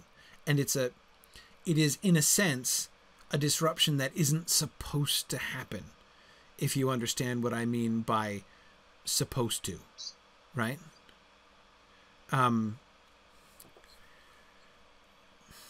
It's still not quite I'm not sure that completely explains Finway's grief. For Muriel? Yeah. Well, no. Well, but actually that kind of gets at what I'm looking at, right? That, like, Finway's grieving for Muriel in part because, like, this isn't how it was supposed to be, right? We were supposed to live together side by side and bear many children and be the, like, mother and father of the Noldor people together. And now you're not, right? Now I'm alone, doing this alone. And again, Muriel, another bad data point. We have several bad data points on the whole death and return from death thing. But because exactly, Nick, yeah, she's not coming back. So that's a more permanent disruption than usual. But they also yeah. On the bad data point question, are we even supposed to understand Finway's grief as natural and correct, or is his very grief in fact sort of like inappropriate in some sense? Should he not be grieving for Muriel? So it's not like she was murdered, right? Exactly. Well, and I mean, of course, this also brings us to the related question, you know, was his choice to marry Indis a mistake?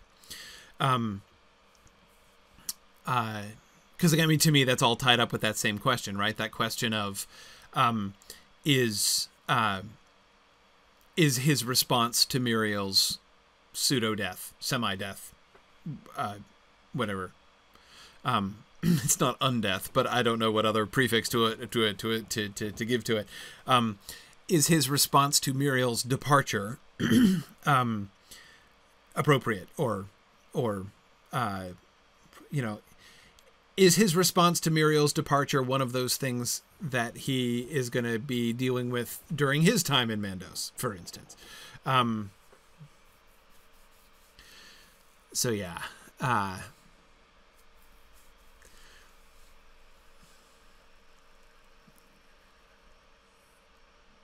Answer is, I don't know. And of course, in the published Silmarillion, that exact point is raised, and the answer was, we don't know.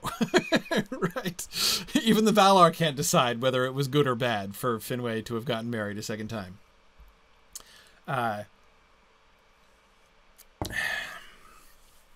Okay.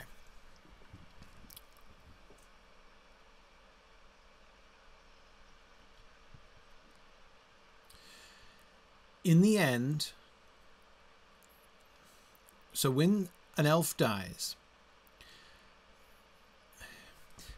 the sort of path that elf and everybody connected with them was on has been disrupted. And that disruption is bad. Like, it's that is an evil for that to have happened. It's wrong. That's not how it was supposed to go. And therefore there are consequences to that. And it will affect other people's lives because they are not there as they should have been, doing what they should have been doing. And so therefore, death among elves is still an evil. And there are negative consequences of it, both to the one who died and to everyone else around them. There is still, something is lost. It will never be, things will never be the same again. Because even when they return, their like path, their trajectory, it's gonna be different. So it's still, for this reason, undesirable.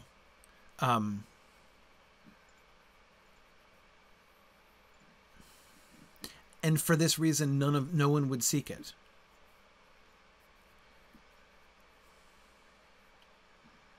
Or rather, the only elves, you could say there is a sense in which there is a subset of elves who do seek death.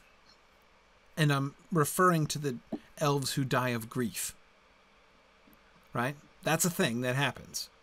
Elves just dying of grief. But that would seem to me to be an elf who dies of grief. I can't help but think of that as an elf that has kind of lost his or her way. You know? Yep. I mean, I'm not trying to be all judgy on the elves who die of grief, but that seems to me almost like an elvish suicide. That's like an elf who dies of grief is essentially opting out of their life, right? Opting out of their yeah.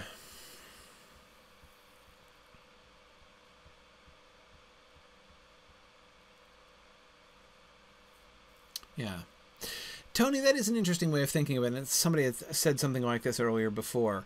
Tony says it's almost like somebody being sent off to prison suddenly and unexpectedly for an indeterminate sentence. And they come back and they're not quite the same as they were before. And they've lost a lot, right? They've lost the time that they were away.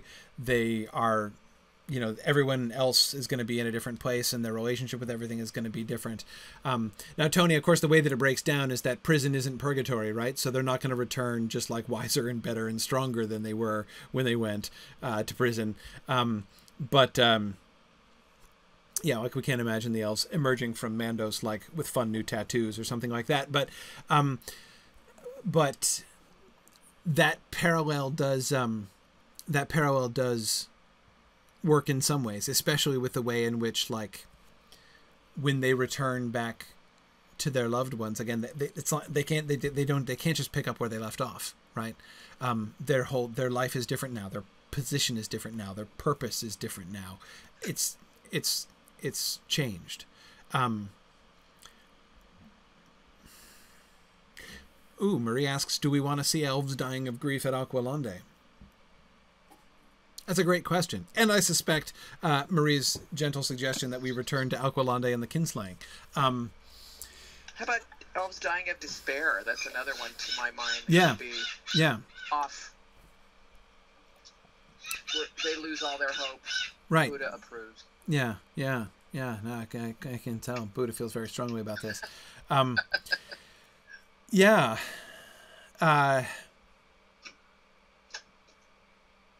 I don't know that... I think it would look weird if they just, like, drop dead right away. You know? Like, if we show them grieving, like grieving over the dead bodies of their relatives and they just keel over, right? That would look just odd, I think. Would it be more like Muriel? Like, not the same. It was Muriel, unique case. But yeah, I mean, it would take time and we wouldn't have time to show it. Right. Yeah, I think the death by despair and grief would take more time of that.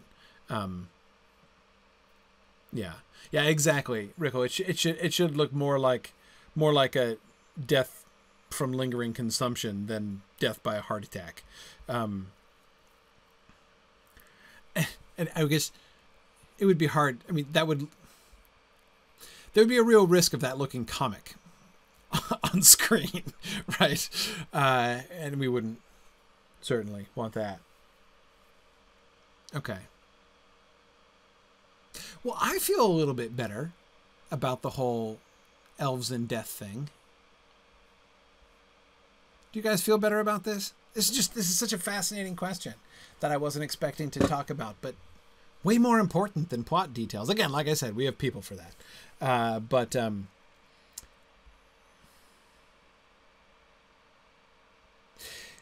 Margaret, I would think that elves would not commit suicide, like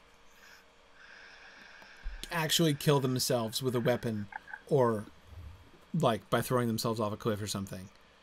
I wouldn't think that elves would do that.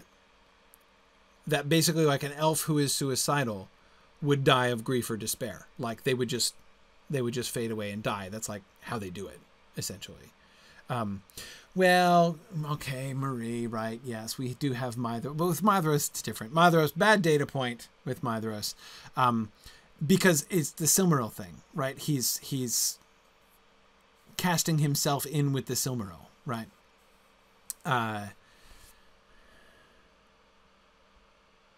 Yeah, Tony, no, Fingolfin doesn't commit suicide by Morgoth.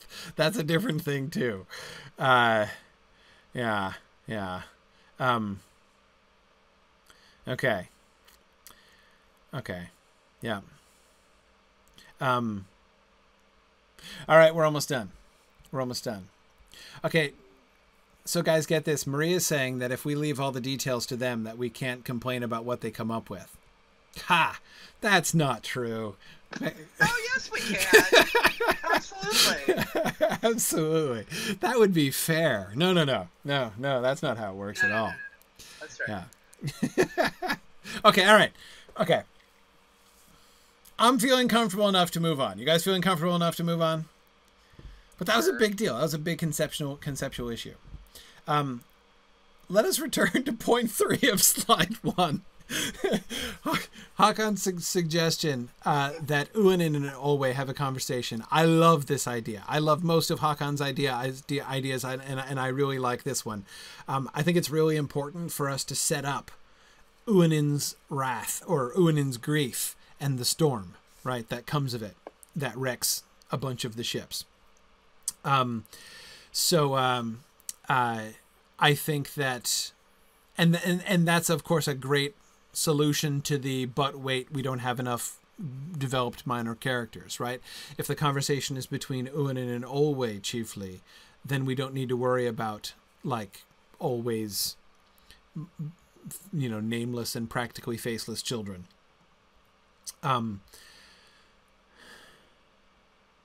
So how does that conversation go? What do they talk about? Is he going to be warned? Does Uanin cue him in? Is she giving him a briefing?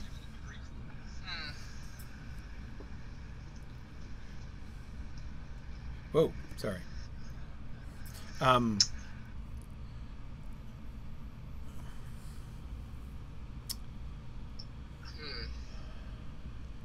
It has to set up her grief. It has to correspond, right? The conversation that she and Olwe have has to correspond to Uanin is a servant of Ulmo. Olwe's calling comes from Ulmo. Uanin is a bit of a loose cannon, like Ase, so she doesn't have to be necessarily part of the company line with Ulmo. But she can know about this, right?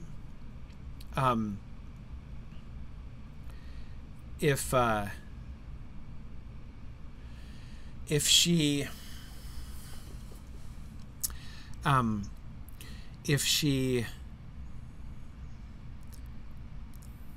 the number one thing we need to accomplish in their conversation is to remind everybody of Olwe's calling, and through that to set up not only the tragedy of the kinslaying but the irony of the kinslaying, right? Because there's an intense irony in it. If Olwe's calling, if his purpose is to serve as the Círdan, is to serve as Círdan on the western side, right? If he's the Valinorian version of Círdan, if his job is to build ships so as to enable elves to return to Middle-earth, so that the divide between Middle-earth and Valinor is not a permanent breach, is not a permanent separation. If that is the calling, and Olwe and Círdan are both on either side of it, sort of pursuing that calling differently, then the taking of the ships in order to return to Middle-earth, the seizing of the ships by force in order to do what is kind of Olwe's calling to do anyway, is intensely ironic, right? Tragically ironic. That had Feanor, had the Noldor been doing this right, had they been working with Olwe, had they been within the will, you know, sort of working with the Valar and the Teleri rather than against them, they could well have had Olwe as an ally, right? If instead of rebelling and setting out on their own and doing what they're doing, they had, you know, been a little more cooperative on this, you know, had got, like what happens with the Vanyar later on, right? They did this with the blessing of the Valar. If Noldor had sought the blessing of the Valar to return to Middle-earth, and to be doing that in a spirit of love and cooperation with the Valar rather than in a spirit of rebellion, presumably Olwe would have been first in line to help them, because that was his job, right? That was his purpose. This is what he came here for. This is why he left Círdan behind. This is why he left his brother. Remember, he didn't want to leave Thingol behind. And the whole problem we were trying to solve in episode 6 of season 2 was, why does he go? Right? Why does he leave his brother behind? What is it that draws him to Valinor at all? Like, why do any of the Teleri get there? Right? And the answer was because he had a purpose. And his purpose was, again, to be Círdan from the other end. Right? This would have been right in his wheelhouse. This would have been a fulfillment, possibly the fulfillment, or at least one of the fulfillments of his purpose. And yet it all goes horribly, horribly awry. So that seems to me should be the conversation or something like. So how does Uinen breach this? Does she come to him and say, like, so remember that purpose of yours? Like, just about time to think about implementing that plan, right? Or you know, does she say something more cryptic, you know, like the time is coming soon when, like, your purpose shall be put to the test, or something like that? Or does she not even know, but somehow it's got to come up? I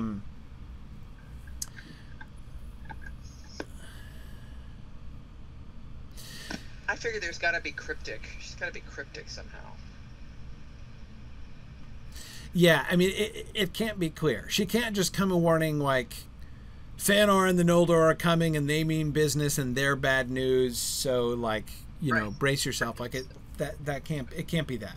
It can't be that. Besides, that's just not in the tradition. Yeah. It's just not. Yeah. Yeah. Gods and goddesses and seers never do that stuff. Yes. Yes. Maybe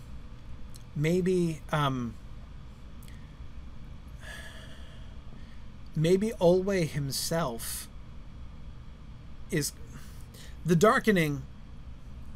Maybe Olwe sees the darkening as a kind of portent, right? Maybe he has called to her and is asking her, what does this mean? Is now the time? Maybe he's actually thinking, like, perhaps this means that the time is now come, right? That I should be doing this. And so he's the one who brings up his purpose, and she tells him about the darkening, like what happened. She's giving him, like, the lowdown on the darkening, right? What it was and what happened. And because, see, I kind of like the idea. It strikes me as more tragic and more ironic if there is a sense, even a very large sense, in which Olwe is on board. Like, he is, when the Noldor come, he is predisposed to say yes. Like, he would ferry them. He would bring them. But the fact that they're obviously in rebellion against the Valar makes him really uncomfortable and unsure whether or not it's the right thing to do. Like, now that it comes to it, the way that it's coming, it's not right, and he doesn't know if this is the right thing to do. But then also, again, but the central thing has to be, he is willing to use his ships to bring the Noldor over. But Fëanor is not content with being ferried over. He wants to take the ships. He is asking for the gift of the ships. Like, give us the ships so that we can go over. And always like, no, am willing to take, or I would in theory be willing to take you over, if not for the fact that, you know, so he's kind of caught with two things, right? On the one hand, he would be willing to take them over, except the fact that it seems like doing so would at least be aiding and abetting a rebellion against the Valar, and he's pretty sure that's not a good idea, right? So, like, normally, yes, today, no, like, this isn't right, let's think about this, right? And it's Feanor's insistence, it's Feanor's desire to dominate, like possessiveness and desire to dominate. He's not come to ask to get a ride. He's come to take the ships because that's what he's thinking. Do you see what I mean?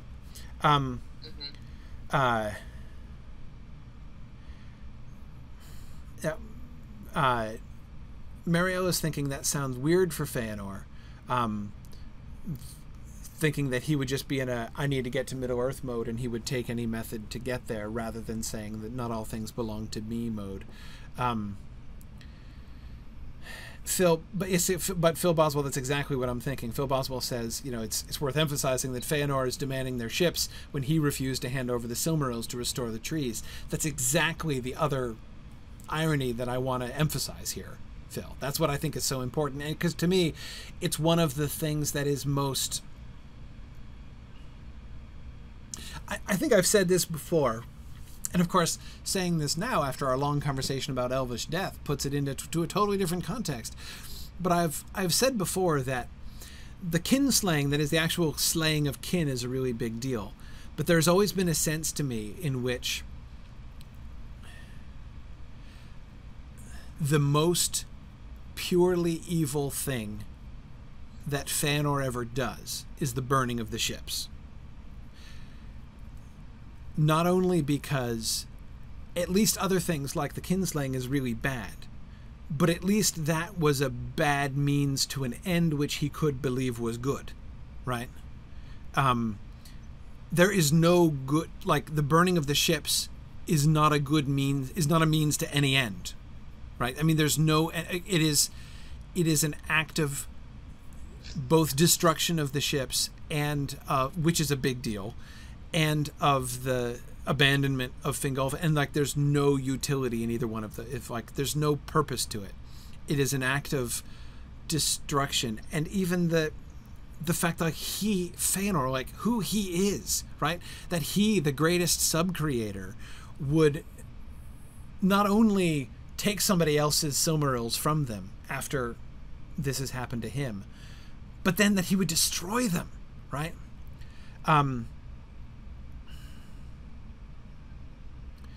Yeah. So yeah, I this is what, so Phil, coming back to what you're saying, absolutely. His seizing of the ships, we need to create that juxtaposition in the minds of the viewers between the position that he is putting Olwe in saying to Olwe, give me your ships. And always saying, didn't somebody just ask you to give up the Silmarils? Which means Uinen has to tell him that, doesn't she? Right? That needs to come out in the conversation with Uinen. Come to think of it, right? Both so that so that Olwe knows, and so that we're reminded of it. Anyway, yes. So we have to emphasize that, because again, this is, to me, this is why that is yet another step in Feanor's fall, right? The kinslaying seems to me to be two more steps down, like 2 more steps on the road to hell for Feanor, right? You know, we talked about the point of no return, right? You know, that point of fall, that point of no return. We talked about that a lot in season 2, especially as regards Morgoth and the darkening of Valinor. The kinslaying is that for Feanor. But it's 2 steps, it's not 1, right? The seizing the ships, I have no empathy with you as a fellow sub-creator, I recognize that you feel as the ships the way that I felt about the Silmarils, and so having just experienced that grief, that bereavement of my my subcreation myself, I would never do that to you. The fact that he goes completely against that, and then immediately also says, and I'm willing to kill you if you prevent me doing that. I'm willing to permanently destroy the peace of Valinor and break the innocence of paradise in order to pursue that evil path. Like, that's like double whammy immediately. But they're different. Both of those steps are different. They happen at the same time or in the same incident, but they're different steps. And I do want to make sure that we emphasize both of those things, that both of those things come out. And that's why I'm thinking we emphasize that by the irony of always theoretical willingness to take people from Valinor to Middle-earth in his ships. It's made the horrible act of Feanor is made even more poignant, more forceful, if we show that the very ships that he's stealing were designed to ferry. They were made in order to ferry people to Middle-earth from Valinor, so that elves could return to Middle-earth if they wanted to.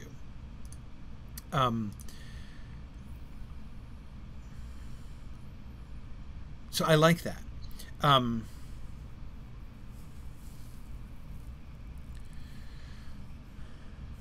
Which is why, so I'm not suggesting that we necessarily have Olwe coming up to Feanor and being like, hey, happy to take you, let's go, and have Feanor be like, no, I'm taking the ships all for myself, forget it. I'm not saying that Olwe, again, Olwe's not going to be eager, Olwe's not going to be unequivocal about his desire to take them. I think that he should say, like, I support your return to Middle-earth. Like, you want to go back to Middle-earth? I am down with elves returning to Middle-earth as a general premise, right? But he would urge caution on him, right? He would counsel him not to go, which is, of course, exactly what the Teleri do in the book, right? They counsel the Noldor not to leave. He would counsel him not to go, saying, you're rebelling against the Valar. This is kind of a bad sign, right? Like, you're not in a good headspace right now, Feanor. Maybe you should count to 10 million and take some time and think about this. Yeah, so Phil, I do think we need to have that conversation. We do need to have a confrontation and not just them walking in and taking the ships. Because, as Marie was reminding us earlier on, Feanor's first thought is to recruit the Teleri. He would like to bring them, he would like to come in. He's got the Noldor. He would like to come in and persuade the Teleri to come with them. So he doesn't just want their ships, he wants them too.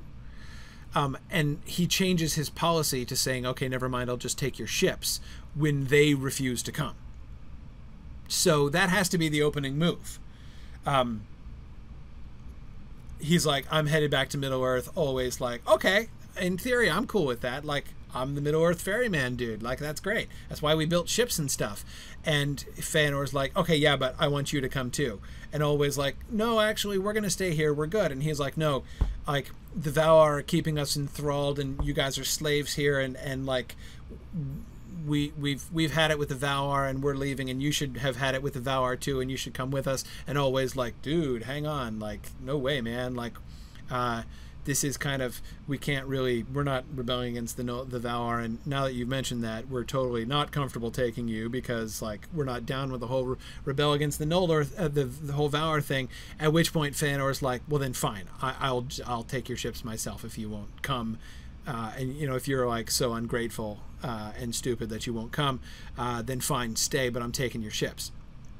That progression works, I think, and fits, of course. I mean, and fits the narrative of the book as well, but enables us to do all of this like foreshadowing and like juxtapositions forwards and backwards and emphasis of all the ironies and things that I would want to emphasize and stuff. So that works. So there has to be a confrontation. He would have to summon Olwe to talk to him, which is cool. That's fine. All right. So are you guys ready? Watch this. Brace yourselves. Slide 2. Okay.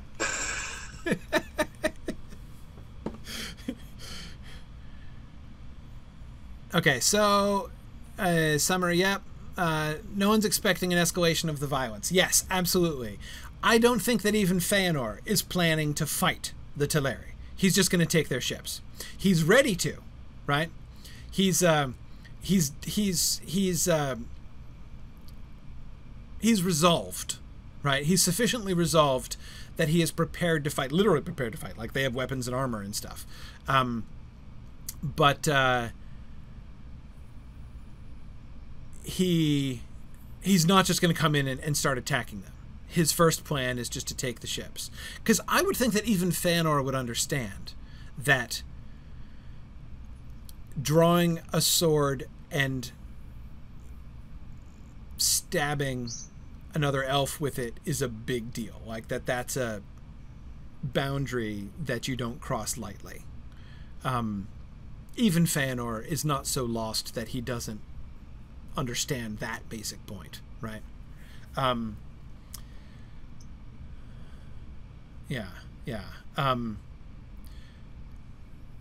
So they have their discussion. Feanor kind of goes off in a tiff, and they come down. By the way, so you guys were suggesting all these notes are drawn from your discussions on the discussion boards, which is great.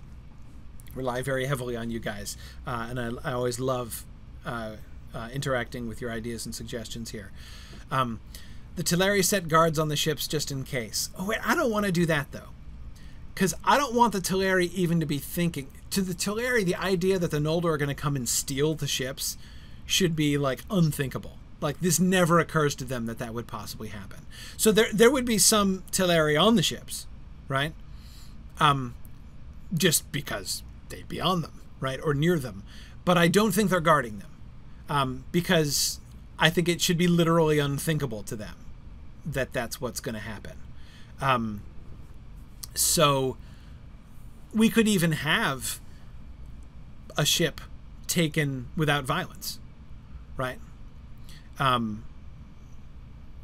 Because it's only then, it's only when like the first of the Noldor sees a ship and start taking it away, that the Teleri even acknowledge the concept that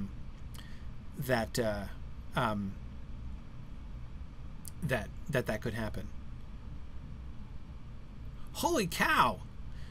Sorry, wait a second. Breaking news in a sense. Timothy Fisher was just saying that I didn't realize the date. Yes. Did you guys realize that the Silmarillion was published 40 years ago today? I didn't know that. I didn't know the day and month of its publication. I'd forgotten. If I ever knew that, I had forgotten it. Wow. Yeah, wow. I just saw that as well. Yeah. I mean, we totally meant to do this. Absolutely. Yeah. That's why we postponed last week, in order to have a session on the 40th anniversary. Yeah. We should go back and re-record our introduction. Yeah, absolutely. Absolutely. Yeah. That's pretty sad. That is pretty sad that we didn't even remember that. Yeah.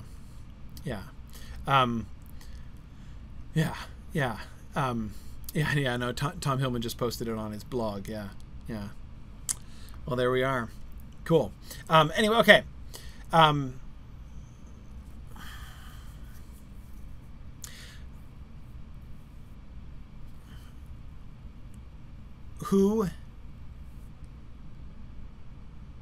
I would think that the fighting is started by the Teleri, but the Teleri don't use deadly force or attempt to use deadly force. I think that's consistent with the text. It says when I mean, one could argue that the Noldor started the violence in the sense that they started by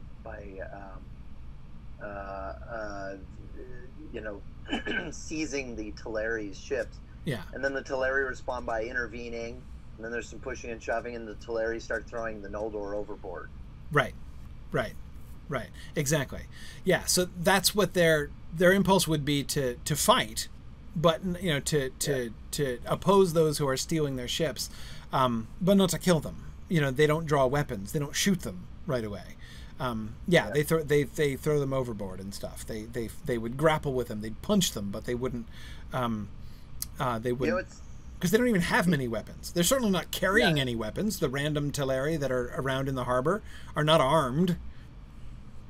It's interesting. It's interesting to note that like the text of the published Silmarillion says the Teleri withstood him and cast many of the Noldor into the sea. Then swords were drawn and a bitter fight was fought. But then later, you know, like that text, like swords were drawn, implies, or at least the image it conjures up is of elves on both sides drawing swords. Yes. But then later in the text, they clarify that, like, well, actually, the Teleri didn't have any swords. I don't have any swords to draw. Yeah, completely one-sided drawing of swords. Yeah, exactly. Yeah, exactly. It is funny how that comes across there.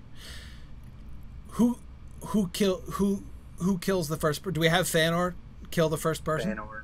He's got to, right? Fëanor, or one of his charming sons. Yeah, Caranthir. Yeah, have him do it. No, it's got to be Fëanor. It's got to be Fëanor. Fëanor draws his sword, and is it Olwe that he kills? I don't know. I feel like I feel like that should be a dramatic. Yeah, we've got to escalate to that. Yeah. I feel like it should be Fëanor slaying some hapless servant guy. Yeah. Like just some poor. Maybe even like a younger Teleri, just to make it really kind of gruesome and tragic. Exactly. Some like 12-year-old looking kid who was on the boat, you know, and goes for him, you know, tries to push Fëanor overboard, and Fëanor stabs him. And everyone should be shocked, right? The Teleri, the Noldor, everybody should be shocked at that point. Even Fëanor, I think. Yeah, even Fëanor is shocked. Yeah. Okay. Now, see, look, we're whipping through things now. Okay.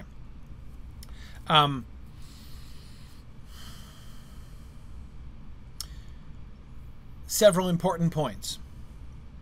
Who kills Olwe? Fingolfin's sword needs to be broken in the battle.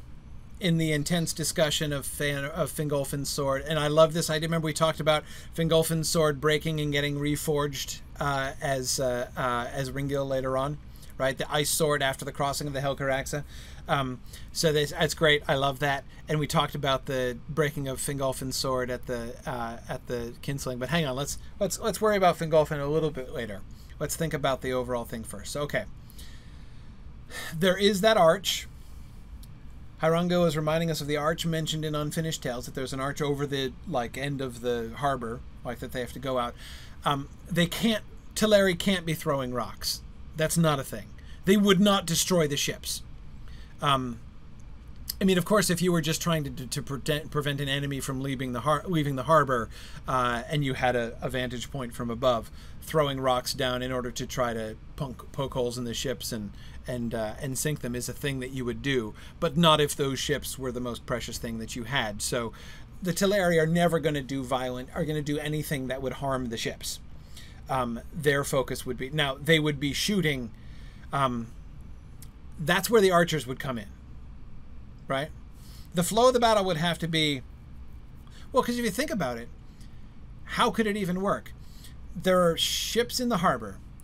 The Noldor, the Fëanorians come onto the ships and start taking the ships away. Fights break out on individual ships. There are some ships, and there would be some ships that had been idle, right? There was nobody on them, and the Noldor just take them out. There are others which have Teleri on or near them, and you've got fights on the docks and on the ships breaking out.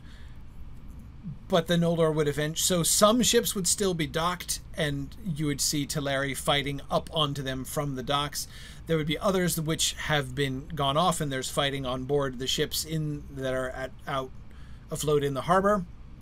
Between the Teleri and the Noldor, there would be some which are totally Noldor dominated. What would the Teleri do? The Teleri their first impulse would not be to go run for bows and start picking off the Noldor, because again, their impulse, it's going to take them a while to escalate to we want to kill the Noldor, right? So the first thing they would do is try to get to their ships. So they'd be taking other boats and other ships, right? So there'd be some ships with the Teleri, other smaller boats that they would have that they would be, you know, like going out and coming up alongside their ships and climbing up onto them, right? So it would be mostly hand to hand in that kind of a context. We do know that they have bows, and again, I think it would take them a while to escalate to that point. So that's how I see the arch playing in, right? It's on the arch above that archers form up on the arch, right? So you've got this kind of gateway at the edge of the harbor, and some of the Teleri have gone to get bows, because bows are the only lethal weapons that they own, right? And that's where they line up. So they line up to like the last line of defense for the Teleri is, if they have to, they will shoot the Noldor as they sail towards and under the arch that goes over the end of the harbor, right? But they don't do it until then. They're still like doing non-violent fisticuffs on board the ships with the Noldor prior to reaching that point. So to me, that seems to be the significance of it works tactically anyway for the archers to be up above on the arch shooting down at the men on the ships. So from a purely battle tactics standpoint, it makes sense. And I also like it as sort of the last line of defense. That escalation to lethal counterstrikes is the very final move that the Teleri take, when it's clear that nothing else is going to work. Non-lethal fisticuffs, not non-violent fisticuffs. Fisticuffs is always violent. I meant non-lethal. Sorry, yeah, that was a non-violent fisticuffs doesn't really work very well.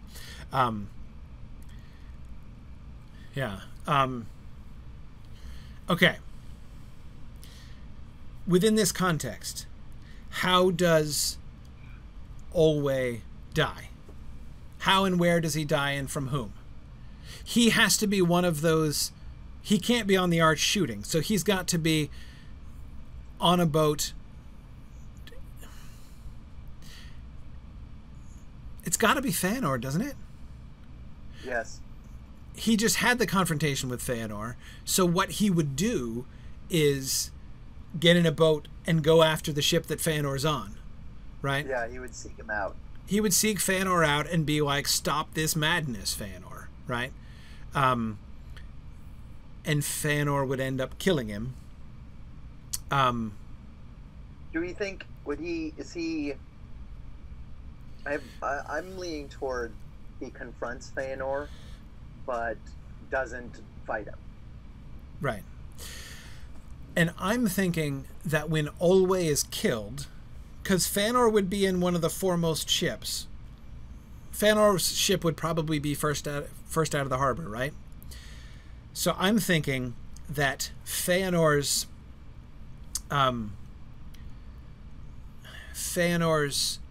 killing of Olwe on board that ship, that's when the Teleri start shooting, right? They see Olwe killed. And that's when they begin the use of lethal force against the Noldor with their bows. Yeah, I like it. I like it. They restrain themselves right up until that moment, and then that's when they let loose. Now, how does Fingolfin fit into this? So remember the general setup. We have the three waves of the Noldor, right? The Feanorians, the people of Fingolfin, who are the most numerous, and the people of Finarfin in the back. Finarfin and his people don't show up until after the battle is completely over. Well, yeah, I mean, everything is done. So the people of Finarfin do not take part in the battle. The people of Fingolfin do, and that's the tragedy, right? They come in and they find the battle already joined, and their interpretation is that the Teleri were set to ambush the Noldor by the Valar, right? This is the Valar's counterstroke, is that the Noldor have been ambushed by the Teleri, and that's why some, but though not all, of the people of Fingolfin join in the fight and kill, and therefore are guilty of the blood of the kinslaying. And Fingolfin has to be involved in that. Marielle suggests maybe this isn't.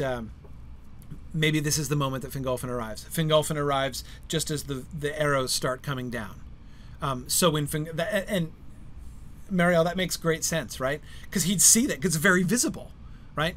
So they arrive down at the harbor, and what they see is the Feanorians on board the ships, and the Teleri shooting down at them from the mouth of the harbor, right?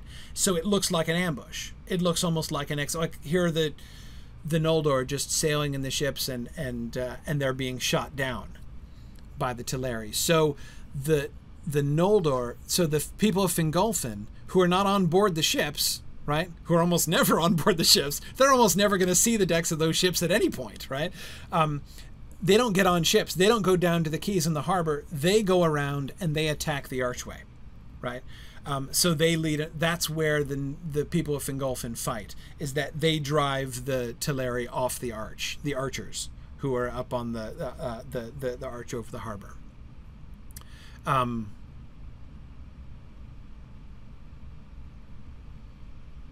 Yeah. Mike wants at least one ship to be burned by accident, and that would be a better trigger for the Teleri. Like one of the ship goes up in flames, and that's when the Teleri start shooting. There's an appeal to that idea, but I don't. But here's why I don't like it. I don't like it because I want the visual image of one of the gorgeous swan ships in flame to wait. I don't want to have that image until later on. The swan ships in flame has to be that like horrifying, tragic image that is associated with the later on thing. I don't want to anticipate it in that way. Yeah, we shouldn't use it this early. Yeah. And Tony, you're absolutely right that the fact that Fingolfin's engagement in the battle is explicitly to like rescue Feanor and his sons, right? As they're being peppered with arrows from above by the archers and maybe wounded and everything, makes the betrayal of Fingolfin and his people by Feanor the more horrible, the more cruel. Okay. Oh, yes. Mariel reminds me that Irame has to die. Yes, that's true.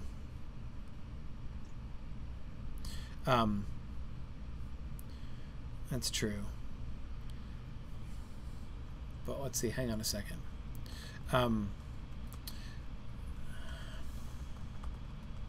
Are we okay with that idea of, Dave said, do you like the idea of Fingolfin and his people coming up and fighting on foot with the people in the arch? Yeah, that makes sense. Okay. I was thinking, the only other alternative you could imagine is that Fingolfin, maybe Fingolfin kills Olwe in order to save Feanor, which would be kind of a nice tragic thing to do. Right. But I think the plan that we have right now works better. I like the idea that Olwe doesn't actually fight back or attack, that he's killed in cold blood by Feanor, and that's the most sensible way to draw the Teleri into it's hard to imagine a better if we have Fingolfin kill Olwe, then the fighting has to start for some other reason, and it's not clear what that would be. So I think this is a good for Fingolfin. I think this works equally well, that they come in because they have to come in seeing the Teleri fighting back. They can't come into the battle while the Teleri are still getting slaughtered without fighting back. There's no way they're going to come into that and say, "Aha! Look, the Teleri have been sent to waylay us without weapons." Right. Right. The worst ambush ever. The worst ambush ever. Right. Yeah. The bad news is the Valar have set an ambush for us. The good news is an extremely ill-conceived ambush. So that's good anyway. Yeah. But if they see them raining down arrows from a fortified position, like on the arch or something, then they might. That starts to look a lot more like that looks like an ambush. Look, we're going on ships and they're pelting us with arrows on our way out. What the heck, man? What the heck, man? So. Exactly right. As far as Fingolfin could know, this could be a double cross, right? They don't know that the Teleri didn't say that they would take them in the ships, and now they're I mean, the Fingolfin could suspect that the Teleri are like doing the Red Wedding to the Noldor here, right? Oh yeah, we'll take you in our ships, and then once we have you out in the harbor, we'll kill you all, right? It could look like that from where Fingolfin is standing. Now for Irame, so reminder, Irame is the sister, right? She is the daughter of Finwë. She's Fingolfin's sister.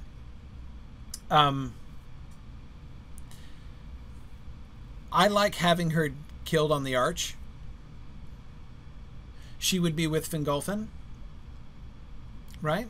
I think she could be with Fingolfin, and could die up on the Arch.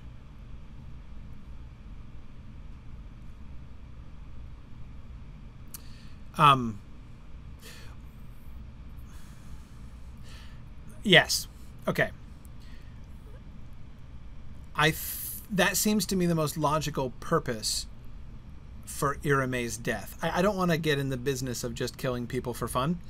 Has to be a cause for her death, and this, I think, is the cause. Even when he sees the ambush, it's not going to be very natural for Fingolfin to resort to lethal force, right?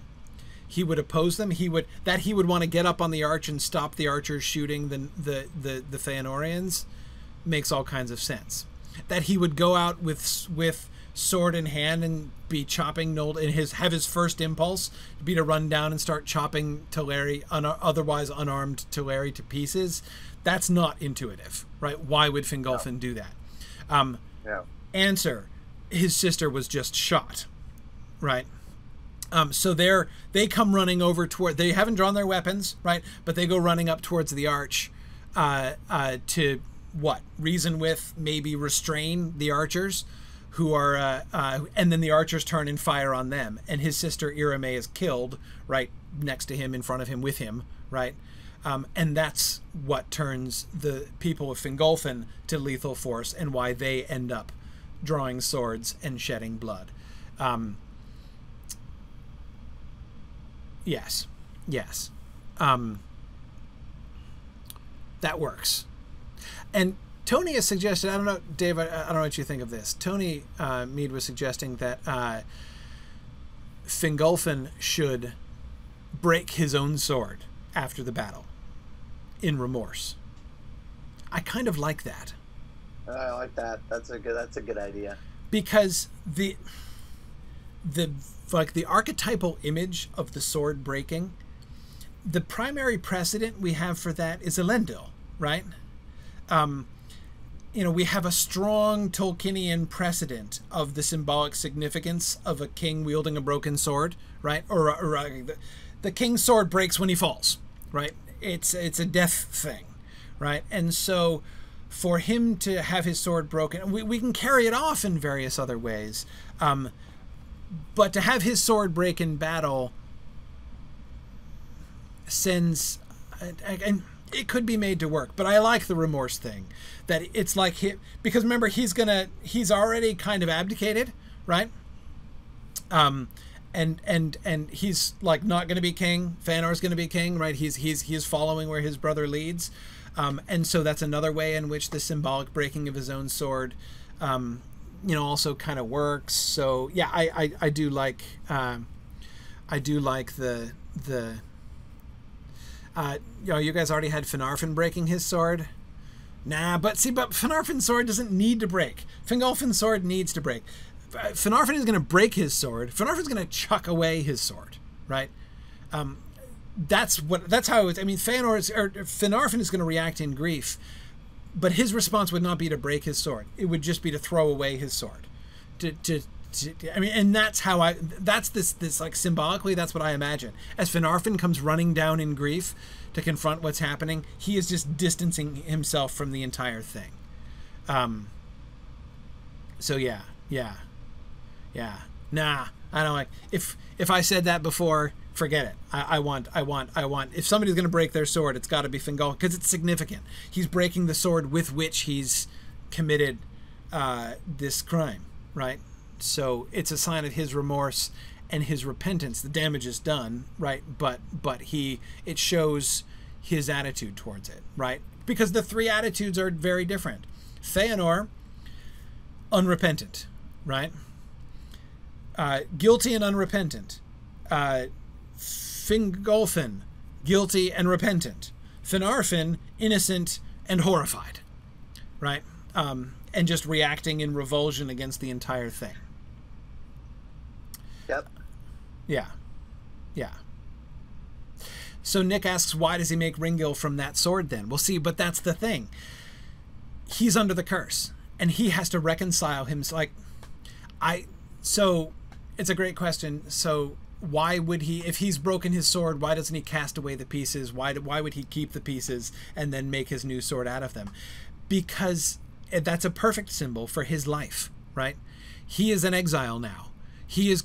Why doesn't he turn around? So Nick, I would answer that question with another question. Why doesn't he turn around and go back to Valinor?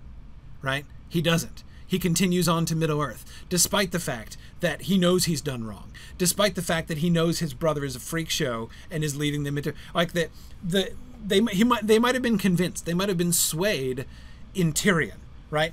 By the time they're marching up the coast, that's over, right? That brief persuasion is done. He resolves to go for different reasons. And so he makes his old sword into a new sword, which he's going to pledge to use in different ways. And he's going to have, but he's going, right? To break his sword and then throw it away would mean it would be like turning back, right? But he's not going to turn back. So no, I think he's repentant for what he's done. I think he does repent for what he's done. But he doesn't repent the going to Middle-earth, right? He still needs his sword. He repented using it against the Teleri, right? He recognizes the evil that he's done, and yet he will have need of a sword. And so he reforges his sword. His sword is reforged in the, and of course, ultimately with the ice thing, right? That's why I love having it reforged, after he crosses the Helcaraxen. So yeah, that works. Okay. But anyway, Nick, you were asking for clarification of the sequence with Olwe. I don't think this is hard at all. So again, quick recap of the thing, right? The Noldor come down to the docks. Some Teleri are on ships. Some ships are sitting idle. Feanor steps onto a ship. Probably like an unoccupied. No, there has to be occupants because he's got to kill one of them. So there's like just a few people on the ship. They get on the ship and they go out. So from the top view, right in the harbor, we've got some Noldor out on ships. Some are still fighting fisticuffs with Teleri who are coming in and who begin to rush forward onto the docks. And some of them, where the ships are still connected to the docks, the Teleri are fighting from the docks to throw the Noldor into the harbor and regain control of their ships. But some of the ships have already left the docks and are out in the harbor. Feanor is on one of those. Many of the Teleri, and always in the lead of these, jump into smaller boats that are there in the harbor and go out in pursuit of the ships that are still in the harbor, right? Because remember, the Noldor aren't going to be very good at making these things work, so they're not going to be making a lot of speed out of the harbor. They're going to be kind of floating around a lot, right? They're going to be kind of awkward in navigating, so the Teleri have plenty of time, Olwe and the other Teleri have plenty of time to jump into boats and go pursue those, and then they're climbing up the side. It's like pirates, except fewer tattoos, and Olwe is one of these. So Olwe boards the ship that Feanor is on. And Feanor's in the foremost ship because he was the first one to get a ship and to take off. And so he is confronting Feanor on the deck of the foremost ship. That's when Feanor kills him in sight of the elves who have their bows up on the arch, and that's when they begin shooting. So the sequence of that, I think works. So that's. And then Fingolfin comes down and sees the archers shooting, and so his people come around, possibly from both sides, to try to get up and to go. They wouldn't come from both sides. They just come from one side to fight their way up onto the arch and restrain the people. And then the archers shoot at them, and Iramé dies, and and they end up killing a whole bunch of the Teleri, and then Feanor passes under them. And imagine the really significant look, right, that is exchanged. Imagine the complexity of the look exchanged between Feanor on board the ship, looking up at Fingolfin, looking down at him from the arch, right? And there's Fingolfin stained with the blood of the Teleri up on the arch, with and the blood of his sister who died in his arms, and their sister, right, Feanor's half-sister, who died in their arms, and Feanor looking up at him with the corpse of Olwe lying at his feet and a bloody sword still in his hand too, right? And that's kind of good stuff, right? Which leads us to our last. So that's good. Do you have anything to add to that, Dave? Nope. I'm on board. I like this. This is coming together. It's gonna be pretty horrific on screen. Yeah, but not just like pure horror, right? I mean, Nope.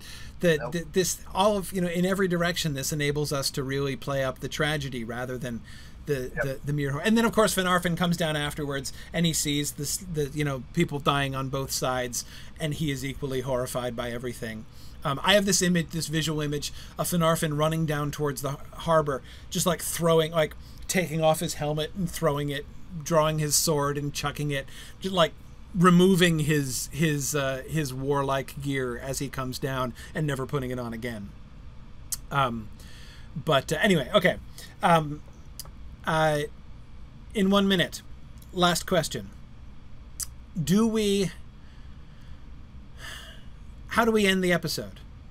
Do we end the episode there, with the Noldor sailing out from under the arch while the people of Fingolfin, covered with blood, are standing up on the arch? Or do we have the storm by Uinen? I think we saved the storm. We storm? End it with them sailing away in a tide of blood. Yeah, it's kind of that image that I was just having of Finarfin and Fingolfin exchanging troubling glances, right, as he's passing beneath the arch of the harbor. That kind of sounds like a roll credits moment, doesn't it? I mean, that's kind of hard to be there. So then we'd have to have the reaction of the Valar in the next episode. Yep. Okay. All right. Which leads me to segue smoothly to, okay, so there are several things we didn't get to. We didn't get to Galadriel at all. We'll have to come back to Galadriel next time, because I agree that's an important point we still need to cover. We need to talk about Galadriel. We're turfing the Valar to next time. So, okay, so my questions for next time. Do we have any Noldor material in Episode 3, or do we stay exclusively in Beleriand, which is what we're planning to do in Episode 3? I think we now have to have some Noldor material in Episode 3 if we're saving the storm. So we need to think about, therefore, how that connects.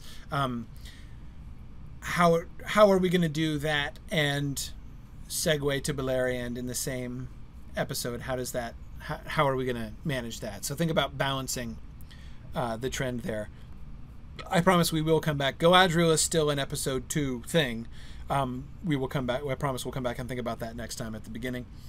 Second question: what is the state of Thingol's court at the beginning? When we do go back to Beleriand, what are things like? Do we imagine joining the court of Thingol and Melian when it's like when they've been really peaceful and their traditional peace has been shattered?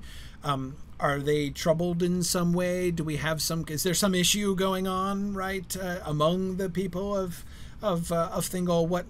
What's our beginning state of the Beleriand folks? We're going to need to do Angband, right? We're going to need to show the attack by Sauron. We're unveiling orcs, really, for the first time, right? This is going to be the first big orc attack. So how do we do we want to spend a lot of time in Angband? Do we want to have conversation between Morgoth and Sauron? Do we want to show Sauron deciding what to do? Or do we want to just show this from the Beleriandic side? Do we want to just have show things from Thingol and Melian's side, and then all of a sudden there are orcs and they have no idea who they are and what they are? Or do we show the stuff happening from the Angband side?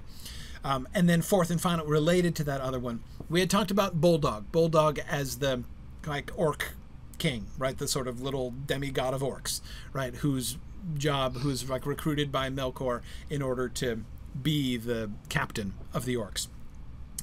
What's his role, and how does that work? And are we going to introduce him here, or do we unveil him later on? Again, since this is the first time we're unveiling orcs, I was, wanting to ask the bulldog question, and I have to say I don't yet fully, I don't feel fully comfortable with bulldog yet. That is, there's I get Gothmog and Sauron's posse, and I see how all those things work together. I'm not 100% sure where bulldog fits yet, so I want to work that out and think about how we want to represent that. So yeah. Nick asks, are we going to interweave the Baleriand and the Noldor plots? Doesn't that create the same problem I wanted to avoid at the beginning by not doing that when we were doing the outline? Yep. Oh, Nick, that's exactly what we need to be thinking about. Yep. That's question number one that I would like to see what you guys think about for next time. My plan had been to finish the Noldor Kinslaying story and then shift to Baleriand sort of more or less permanently. But now that we've done the Kinslaying episode, I think we can't end it there, but it's not over yet. So we need to think of one way or another to shift that stuff. Maybe one thing that we do is push the storm back. Maybe the storm doesn't happen right away. Maybe the storm is the beginning of the next phase. Maybe we do leave the Noldor behind after this and just go back to Baleriand. I don't know, but this is what we have to think about. So think about this for next time, and we'll discuss that in our next session. All right. Thanks, everybody. We're late today, but this was an unexpectedly deep and interesting in unexpected ways conversation today. Thank you for joining me in my ruminations today. That was a really, really interesting question that I never really thought about before, so I feel like I learned a lot, and